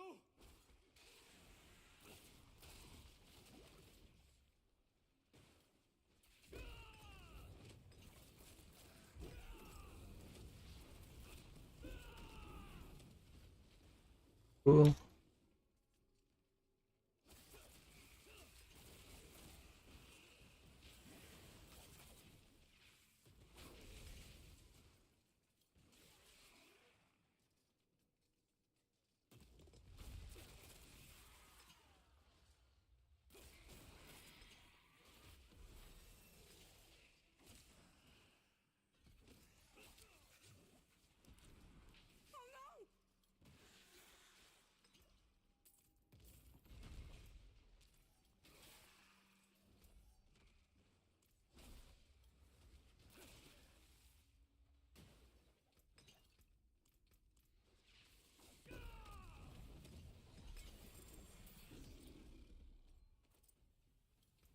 Again, we're using the most basic of aspects, guys. All the damage is coming from the Eagle Spirit Hall. Oh, maybe I should explain that better. So what's going on here for everyone that's still watching? So what's happening here is we're using Thunderspike as the basic ability, and then we're using the version of Thunderspike that allows whenever we evade, it casts Thunderspike as well. So what we're doing is we're constantly spamming Thunderspike manually, and then we're spamming evade. And then once we have our Spirit Hall here as the Eagle, every time we evade, we get it shoots the feathers out at the enemies and makes them vulnerable. So that's basically what's happening. So every time that we evade, it's casting Thunderspike. And then additionally, we're casting Thunderspike. And what casting Thunderspike, whenever Thunderspike hits the enemy, it resets the cooldown of our evade, right? So that's kind of what we're doing. So if you ever see me like jumping around in a circle like a madman, like constantly, that's what's going on. Just like that. It's constantly jumping around.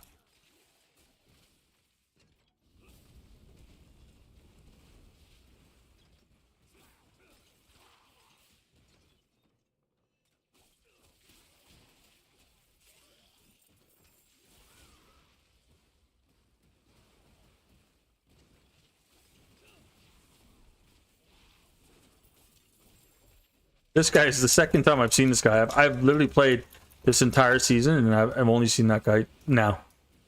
He's never showed up ever before. Oh, that's cool though. Destroy the idols. Cool.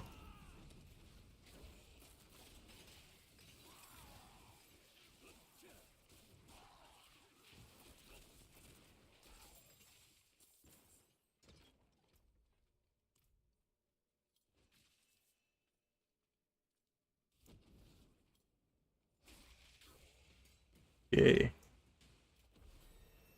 That's big experience here.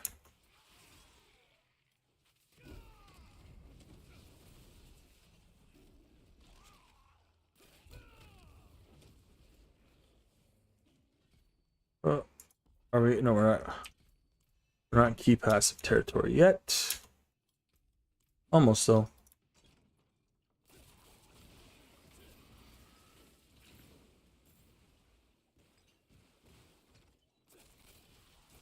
I hear a gobble.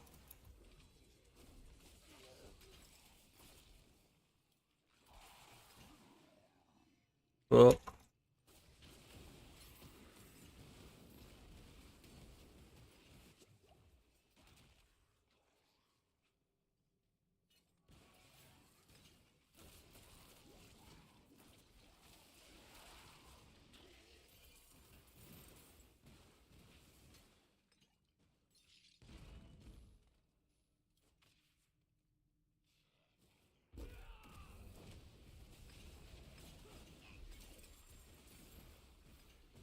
Cool.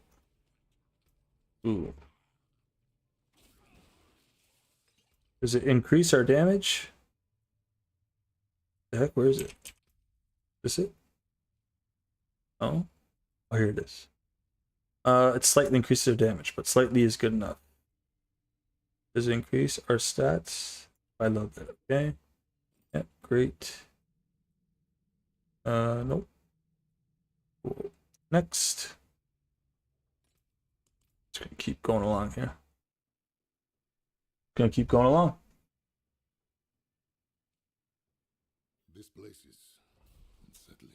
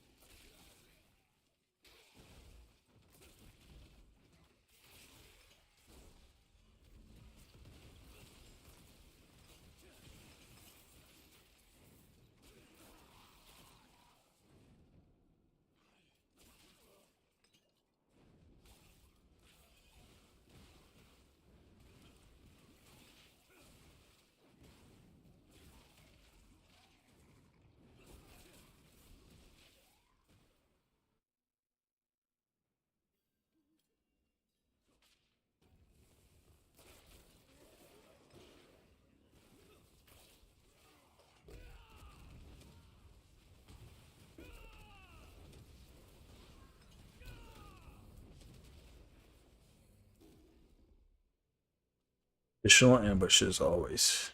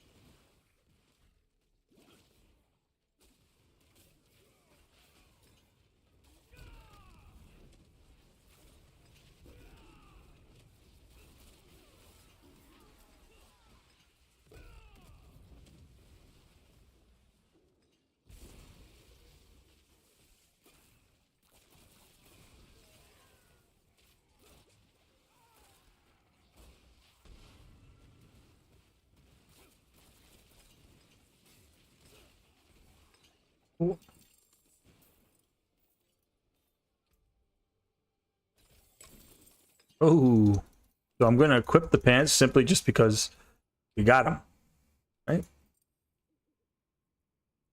We got a whole bunch of stuff there.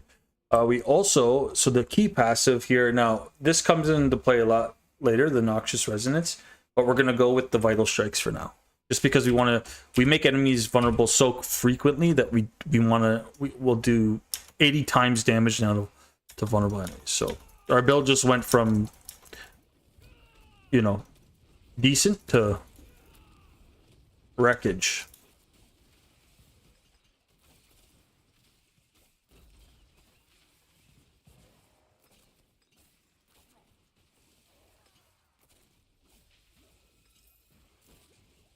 The single key passive.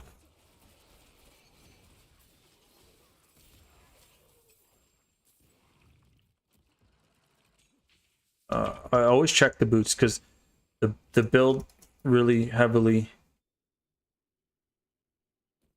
plays around evade, so you always want to make sure our boots are proper. Whoa.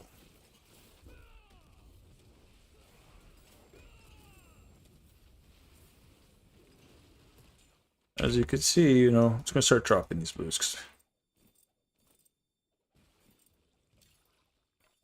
At this point, you shouldn't be picking up loose. Unless it's the Horadrim stuff. Alright, cool. Dexterity, vulnerable, perfect. Exactly what we want. And it has re-affixes on it, so it's even better.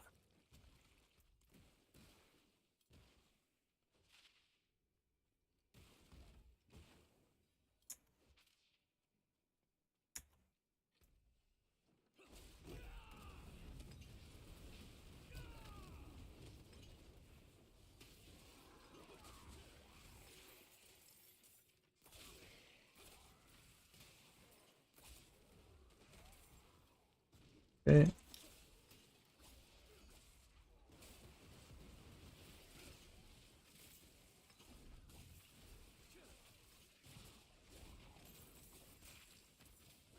Wouldn't have made it without you.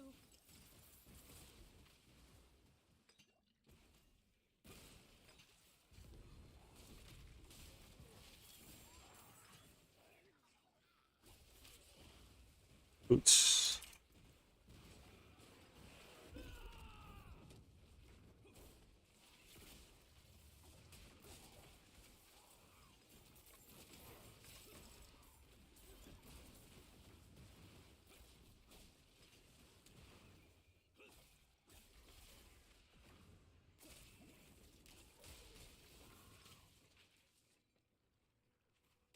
Okay. It's there.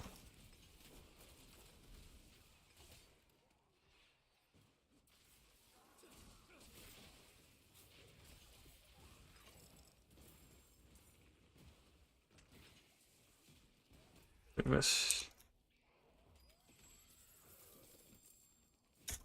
Important. Oh, where's the last one? It's probably up here.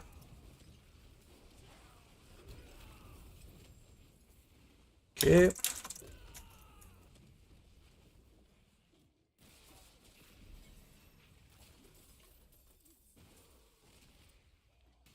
Nice. Okay, we got full bags, so let's go back and sell our stuff. Got full bags, just gonna salvage everything.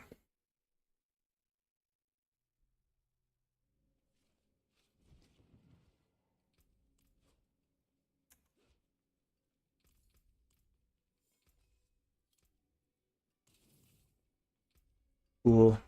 Then we can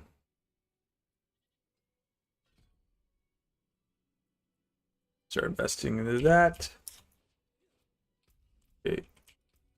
Also, another thing you can do is if you want to get like a lot more experience, like if you're not like you don't like playing solo, or if you want to join. So basically what I do is I always go activity, I just do dungeons, and then I do any type, and then I always just do I do blasting, repeat runs, social, newcomers welcome always, because there's always new players come to play this game. And then I go relaxed, you know, leveling. Cool, let's party. Boom. Then I got party. If anyone wants to join, they can join. And it also increases the amount of the benefit of joining up in the party is actually you get more experience the more people that are in your party, right? So if you can get in a party of 4, it's really advantageous to level quicker. So that's something I always suggest you do too, is just kind of open up the party if you want to, or again, if you like playing by yourself, that's also an option, right? But this is the leveling, guys, simply just, you know, basic aspects and such. And you're going to be blasting through this game. The best part about this build really is it requires no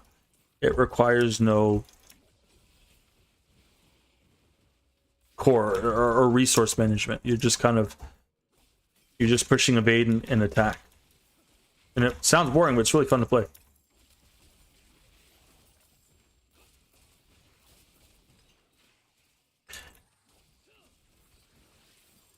And for anyone just tuning in, I have all the builds over at I have the exact build over at Mobalytics.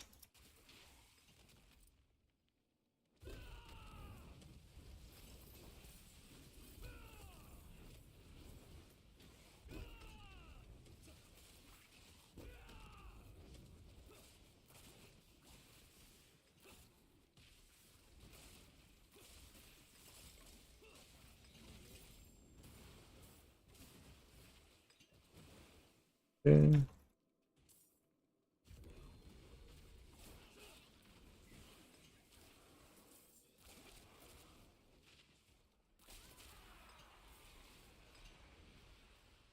There we go. We already got someone in our group.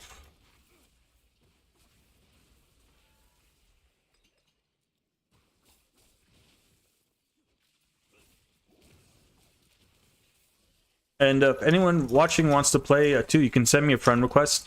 I will be ending the live stream shortly though. But if you ever see me online, you want to play, send me a friend request. My battle tag is there in the title of the video. Always down to help viewers out. Level up, or if you have any questions, let me know.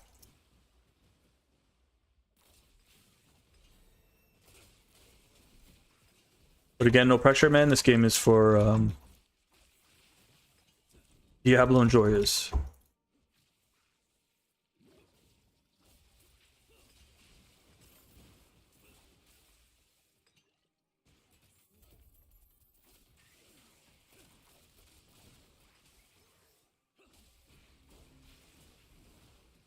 Cool. Yeah, you absolutely just wreck anything in this game at this point. Way up until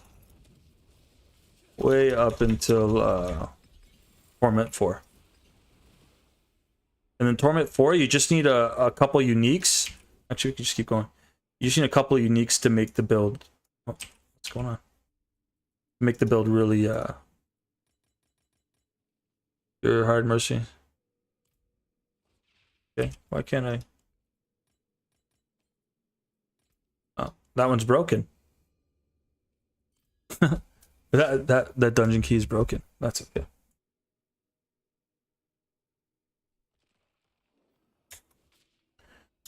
Here we go.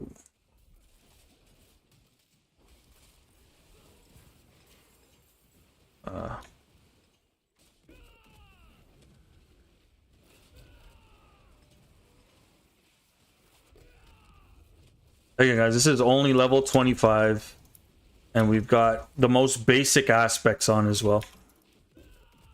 The only thing you want to put... Oh, what's up? Hey, man. I'd like to play with you sometime. I'm a D4 vet. Okay, cool. Been playing since the game launched. Same, man. Have you heard of... Have to head off to work soon, though. I'm in New Zealand. Okay, I hear you, brother. Yo, shout outs from Canada, man. Glad to see we have viewers from New Zealand. Yeah, just add me on. My battle tag is right there. It's JDIROE1778. Anytime you see me online, man, shoot me a message and we can play together, man. We can run it back. Just let me know, man. I'd be more than happy to help you. I also have a bunch of guides if you ever need help just playing, or if you just want to play again. Yeah, I usually stream on Mondays and Tuesdays, and I try to get it in on the weekend. Me myself, I have work as well. I have a full-time job, and thank God, by the grace of my family, I'm able to do this after work sometimes, and on the weekend sometimes. But yeah, man, I appreciate it. Yeah. If you ever want to run it back, brother, just send me a friend request. I got you, man. And that goes for anyone watching right now. If anyone has any questions regarding the builds or any other classes too, I am familiar with like Barbarian and Druid. The only classes I don't really play are like Sorc and Necromancer. But I am familiar with Druid and Barbarian. And Rogue. Started off on the Rogue. Matter of fact. But I like the Spiritborn the best simply because of... I like the Spiritborn the best simply because it reminds me of the monk from Diablo 3. But yeah, I've been playing since launch as well. You know what's funny enough? The only season I didn't play that much was season 2, and it was the best season before season 4, which is kind of fun. You know, that's the way she goes. Can't predict the weather. As you can see, you'll have a lot of fun blasting this build, guys. Low maintenance, which is the best part. I mean, you don't have to think too much, which I mean, for some people is good and bad. But for me, I just like the simplicity of the build. Sweet, will do. Been playing Hydrosorc. Yeah, Hydrosorc's the best build right now. Been playing Hydrosorc. Just hit Tier with it earlier. It's nutty faster when I went from T1 to T4 this season. Got Thorn, Spiritborn, and nice. That's crazy, man. Good for you. That's awesome. So basically, our guy here has been, you know, he's been playing Avid. Which is good, man. It's good to see. I'm glad, you know, I'm glad to see people playing the game. You know, it's good to see. Why can't I use that? It's good to see. But as you can see, like, people are still playing. You know, this is what, week 3 we're going into with season 9 here, and you know, we're still all playing together. The only downside here now is to parties is that sometimes you have to like constantly re-queue the key, right? Because my objective here is I just want to blast. So some people will leave, some people will stay. Right, you just gotta keep spamming it. It's the only downside, really. But other than that, but yeah, Dave, thanks for giving me a shout out all the way from New Zealand, man. I heard it's a beautiful place. What time do you start streaming from? I could team up with you tomorrow morning. I so Mondays and Tuesdays is when I stream, and I stream from 6 p.m. EST to basically whenever I got a call or a night. I got a family, of course, and I gotta look after them before bedtime too. But yeah, usually Mondays and Tuesdays. What I can do too is I can start. What I usually do is in the community post on the channel. I also post that I'll be going live if I have a heads up that you know that the going live is okay. So I usually post that on the channel. So Mondays and Tuesdays though, from 6 p.m. to whenever I get the chance to, I I have a little bit of a freeze here. That's when I usually stream. But yeah, it's usually 6 p.m. EST is when I start. Anytime between like 6 and 6:30. Okay, cool. Canada sounds awesome too. Would love to see the Rockies there. Yeah, cool. I'm actually not from the rocky part of Canada. I'm from Ontario. I'm from the plains. I'm from the farmlands, the big city. But yeah, I would love to see the Rockies of Canada someday too. One day. You know where's a really beautiful place as well is a real beautiful place to go is Greece. If you guys ever get the chance to go to Greece, I know in this day and age it's a lot of money, but if you guys get the chance to go see Greece or Bahamas, those are some really nice places to go. Greece is a beautiful place, in my opinion. I haven't really been to many places in my life, but Greece is awesome. I won't be streaming tomorrow. No, I'm gonna try and stream this weekend, but I won't be live streaming. But sometimes sometimes I play offline too, right? Like I just like to like make new builds and theory craft and stuff like that. But if you ever see me offline too, like you just see me like gaming, just shoot me a whisper, man. If you ever just want to play or whatever, I'm always down to help and team up with viewers, even offline, man. The idea is to game and just the idea is just to game with viewers, man. I think that's what video games are about, right? It's that cool multiplayer experience we get.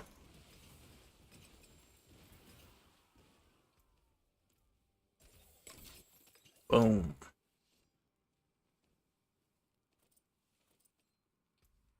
Movement speed. Oh, thanks, man. You don't have to, yo, dude. You don't have to sub, like, or do anything like that, man. I'm really just here to game with viewers, man. And if I can offer my whole mission statement is just like helping people, and whether that's like something I can provide that can help them with their day, or like made their day better. I know it sounds crazy, but I really mean it. I'm being genuine. Yeah, it's just helping people, or even just like gaming together. Like, for me personally, I guess it would help if I gave more backstories. Like growing up as a kid, I always found that video games were very therapeutic for me. Especially, I'm a big thinker and strategist. I always like games like chess and such, and I always felt like things like video games were always there for me and were like a form of therapy. Growing up as a kid, you know what I mean? Like something about it. It just nothing could really keep my attention ever. But whenever I played video games, like I could lock in for hours. And I definitely feel some sort of dopamine from it. I feel like it's a good thing. So that's, and I feel like if I feel like that, then other people must feel like that too. So if I can help people in that regard, then that's what I want to do. But thank you, man. Yo, Dave, thanks for the sub, brother. I appreciate it. I appreciate it. Funny enough, though, I'll be playing. There's this new game coming out called Wu Chang. I'll be playing it. I believe it comes out on Thursday. I played this game called Black Myth Wukong before, and it was so dope. And this new game Wu Chang looks like it's in the same vein of that Souls-like game. So I'll probably be playing that offline too. And I want to make some I want to make some like cool videos and content on that kind of stuff too. I like Souls games like Elden Ring and Black Myth Wukong. So hopefully I get the chance to do that. But you know what? There will always be a regularly scheduled program for Diablo. So if you're a Diablo enjoyer, I'll always have, until they stop making seasons for Diablo 4. I feel like the channel kind of started with Diablo 4 and Diablo 4 and World of Warcraft, and yeah, it will always be this will always be a staple thing on the channel. I went to Path of Exile. I've played Path of Exile 1 and Path of Exile 2, and for whatever reason, I've always come back to Diablo. So that's I know it sounds good. Yeah, I was playing with someone last season, but he wants to do solo stuff down the season, which is understandable. Yeah, that's cool, man. Yeah, I was looking at that game. I have an Xbox Game Pass. Yeah, cool. Yo, dude, yeah, I got, and if you need any of the chapter guides for Black Myth Wukong, go check. I have them on the channel too, man. I did the whole chapters 1 to 6 as well, and I'm looking forward to this Wu Chang game coming out on Thursday. So, love strategy games, man. All the way from chess to Tetris to StarCraft, World of Warcraft, Warcraft. I love strategy games. I love anything. I like Risk. I like Monopoly. I like those kind of games. Anything that involves strategy, I really like. Even in my day-to-day life, I like strategy too. Two birds, one stone mentality. But yeah, can't wait for that game to drop. Yeah, some people do enjoy this game better solo, and I respect that for sure. I can understand that. Some people just like to play games solo or solo game. Yeah, if you get the chance, guys, to pick up Black Myth Wukong, I highly recommend it, man. It's rare that a game comes along and like I feel like it, not to say, I mean, I felt it was life changing for me. Just simply like it's a lot of. There's a lot of culture in the game that you get exposed to that you probably wouldn't normally get exposed to on a day-to-day basis. So I found it was really cool in that regard too. You get to learn a lot about culture, which is really cool. Light keep you. Yeah, I think I'm gonna run a couple more here. Don't want to push my luck too much tonight. Definitely. But yeah, guys, thanks for showing up, and thanks for chilling with me and watching. Yeah, I was trying the solo self-found mode in D3. It's a struggle though. Yeah, my Paragon was going up too slow. I had to play with others. Yeah, it's kind of the cool thing about Diablo 3 though. I always found like every new season I could just kind of like jump in, lock in, get to a certain level, and then I'd always join someone's party that was like like 2,000 Paragon in Diablo 3, like crazy numbers. I haven't played for a while. Last time I played Diablo 3 was when they had it's like the ethereal weapons. They were like a teal color. That was the last time I played. I don't remember what season that was, but that was a long time ago. That was the last time I played Diablo 3. Diablo 3 is fun though. That was my introductory game into the Diablo universe, and I played Monk, and I think my second favorite would have to be Crusader. But yeah, I fiended Monk. I had a really cool Monk on Diablo 3, and then I tried Diablo 2. I tried Diablo 2 Remastered, which is allegedly the best Diablo game. And then I got to, and then I fell back to D3, and then I started playing, and then D4 came out, and that was it. That was a wrap. And by that time, I was already doing YouTube, so I've kind of stuck to D4, despite what people say. You know, my thing with Diablo 4 is I have a lot of hope. Yeah, Crusader's dope. Yeah, I have a lot of hope when it comes to Diablo 4. That's my thing with Diablo, is I see a lot of potential in it, right? And I'm a guy, I'm a guy that believes in hope, and I have a lot of hope that you know, Diablo 4 will get the right people, you know, driving the vehicle that is Diablo 4. And I'm not saying that anything's, you know, against people that are currently driving.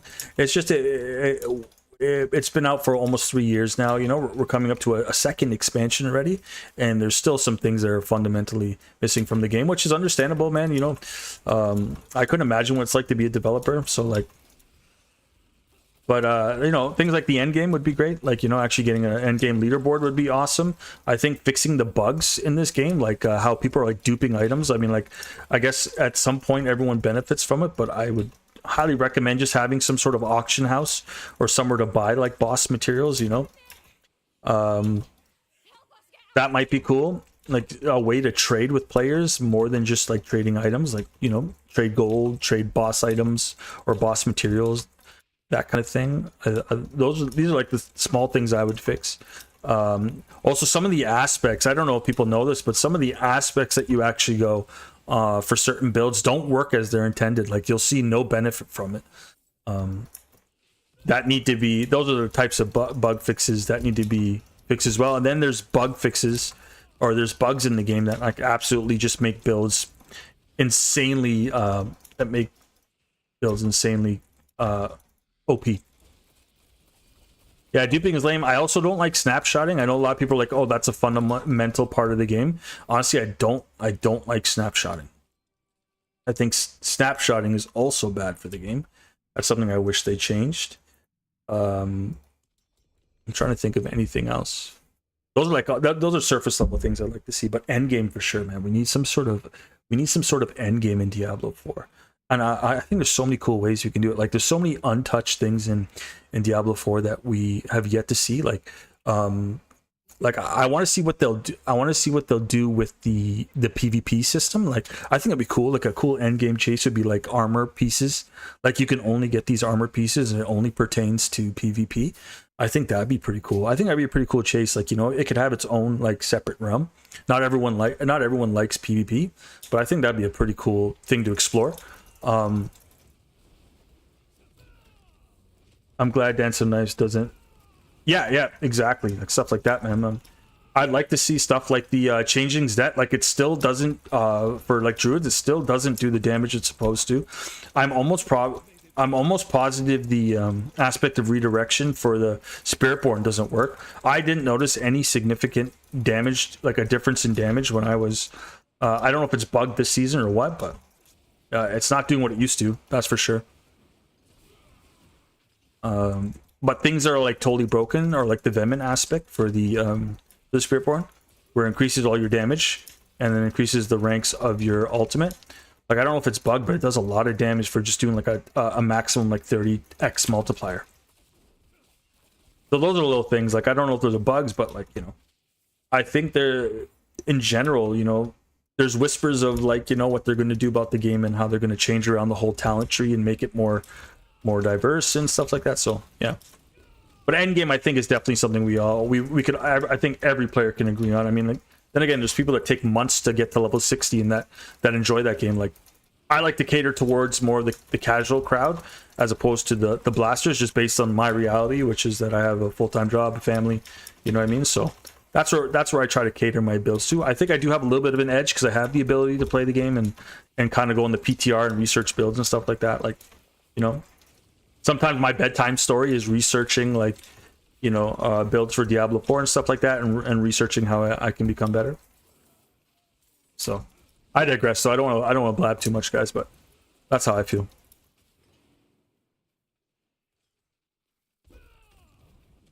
But another cool idea I thought was the other day, I was actually going to make a video and I recorded it. I didn't edit it and I didn't put it out there because I was kind of like, the season 9 was about to drop, but it was on how to rework like Infernal Hordes in Helltide. I like the idea of escalating Nightmare Dungeons. I think Infernal Hordes could have something cool, like instead of like picking the debuffs and stuff like that, we get like we could fight like maybe like 3 bosses that aren't those same bosses every time at the end room. Like you could actually like pick what bosses you want to fight. I think that'd be cool. I think the escalating hell tides would be pretty sick. You know how like in hell tides we have that meter that shows us that the hell tide is rising and all that.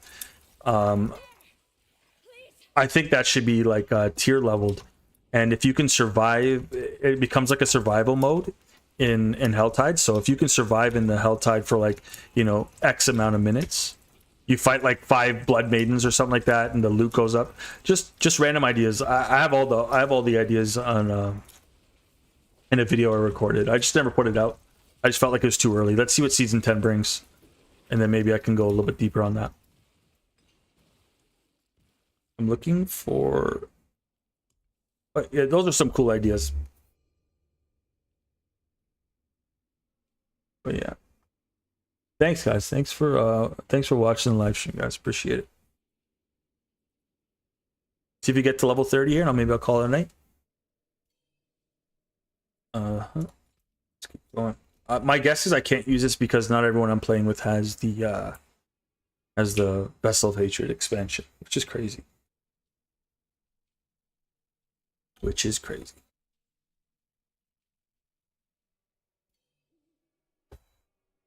Come on, guys.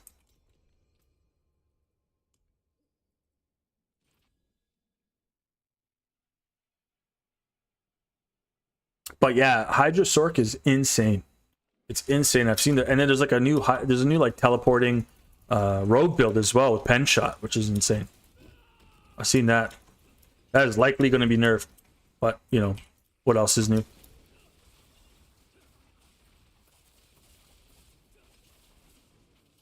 I don't know. There was a certain content creator that was saying like Spiritborn is like the snake oil of like if you're starting a new character in season 9, which makes no sense. Yeah, I'm not really a blaster. I don't know, and I don't have enough time.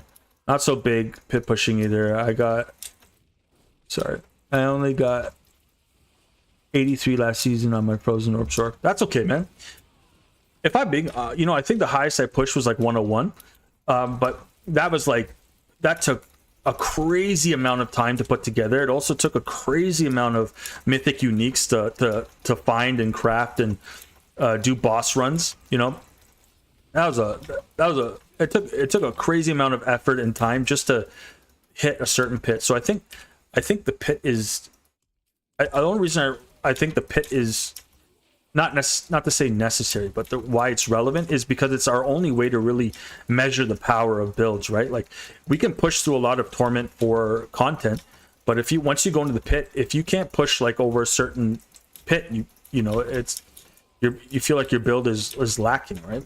So it's really, the thing with the pit is it's really our only measuring stick that we have, and I think that's the issue with the pit. Like for me, pushing a pit 70 is comfortable. If I can comfortably push pit 70, I'm happy.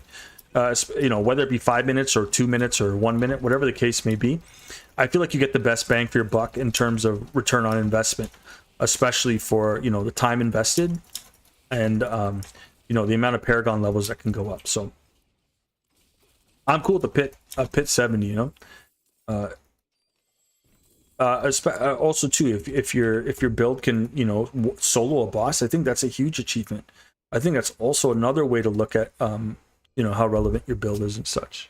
I did a 150 back in season 6 with Spiritborn because yeah, Yeah, Spiritborn got the nerf bat the hardest back in season 6. Yeah. The thing is, they don't intend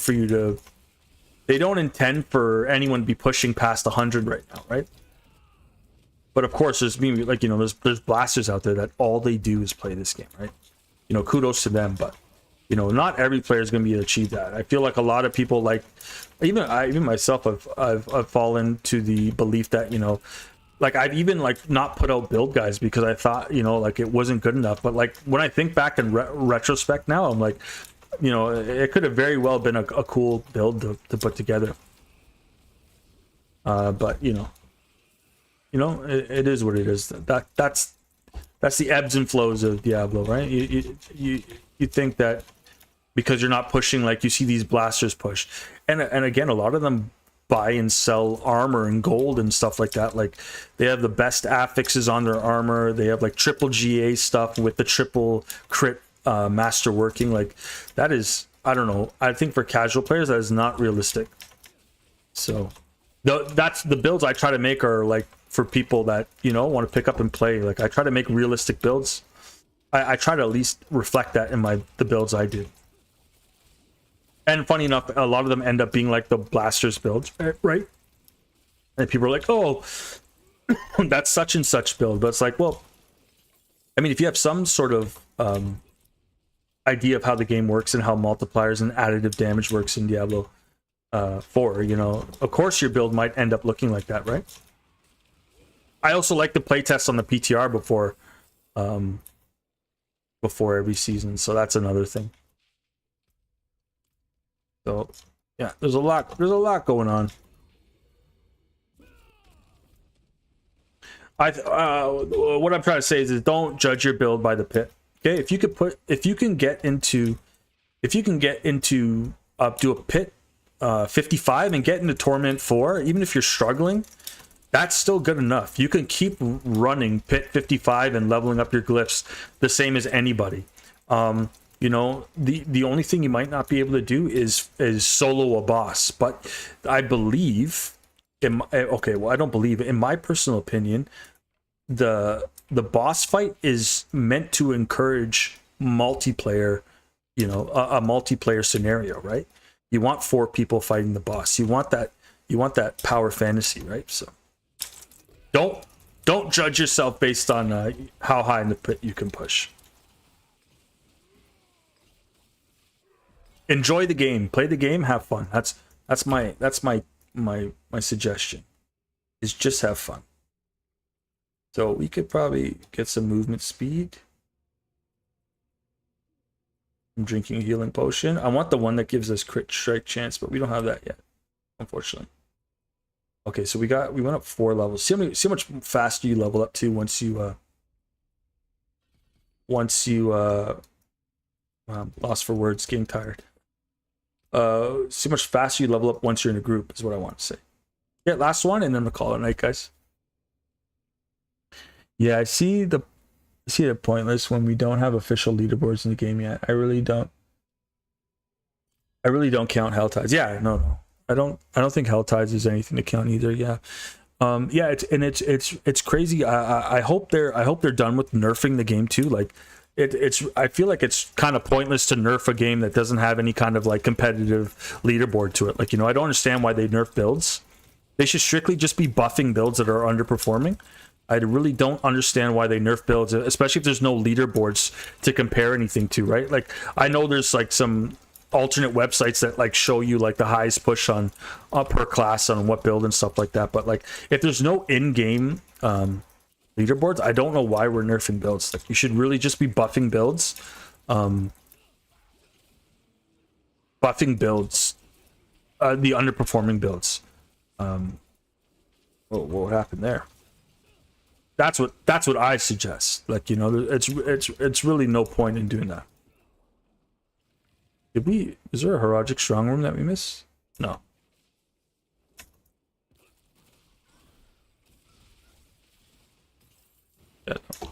Yeah. That's another philosophy, I think. Yeah, when there's leaderboards, you know, then we have that competitive nature or that competitive edge in the game. Like, you know, then nerf and buff builds, you know, I understand, but I'm telling you, there's always gonna be some blaster out there from, like, you know, probably overseas that, you know, will just absolutely tear this game open and break the game, and then they'll have to look at their coding and make the class different, right? So that's how that is the tale of time with this game. They go, you can't do that, and then someone out there goes, yeah, we can, and then they go, okay, you can. Let's take it out the game. I really think they would benefit from letting people those kind of people, like, you know, help develop the game. I know it sounds like a crazy like movie, but I think they should let people that have an understanding of how to break the game maybe develop it too. I feel like I feel for blasters too. Like, you know, blasters just want to do the absolute best. You know, some people like have the ability to play this game like, you know, 12 hours a day. I feel like if the developers at Diablo can, or at Blizzard or whatever you want to call it, Diablo 4 can find a way to make the game enjoyable for blasters and casuals alike, I think they'll be in the money. You know, make a cool chase for the casuals and have a cool chase for the blasters. I think the Atlas from Path of Exiles is a really cool idea. Yeah, I don't want to push my luck here, everyone. I just want to say a big thank you for everyone that showed up, guys. Thank you for showing up to the live stream tonight. Dave, thank you for chatting with me, man, keeping it interesting on the live stream here tonight, man. I will be running Wu Chang on the channel. I believe it comes out this Thursday, so this Thursday, check the channel for some. Maybe I'll live stream that. We'll see what I can do. Yeah, we'll see what I can do on the channel. Again, I will keep the regular scheduled program of Diablo 4 on this channel forever, as long as this channel is alive. And yeah, but Wu Chang's coming, and then I believe in September we have Borderlands 4. So if you guys are into like the RPG genre, you know, Souls-like games, I'm gonna be pretty much running that kind of stuff unless anything else comes out. But yeah. Yeah, so we got Borderlands September, and we got Wu Chang coming up very soon this week. So again, guys, thank you so much for showing up. I'm your boy JDIROE. Sign up for now. Peace.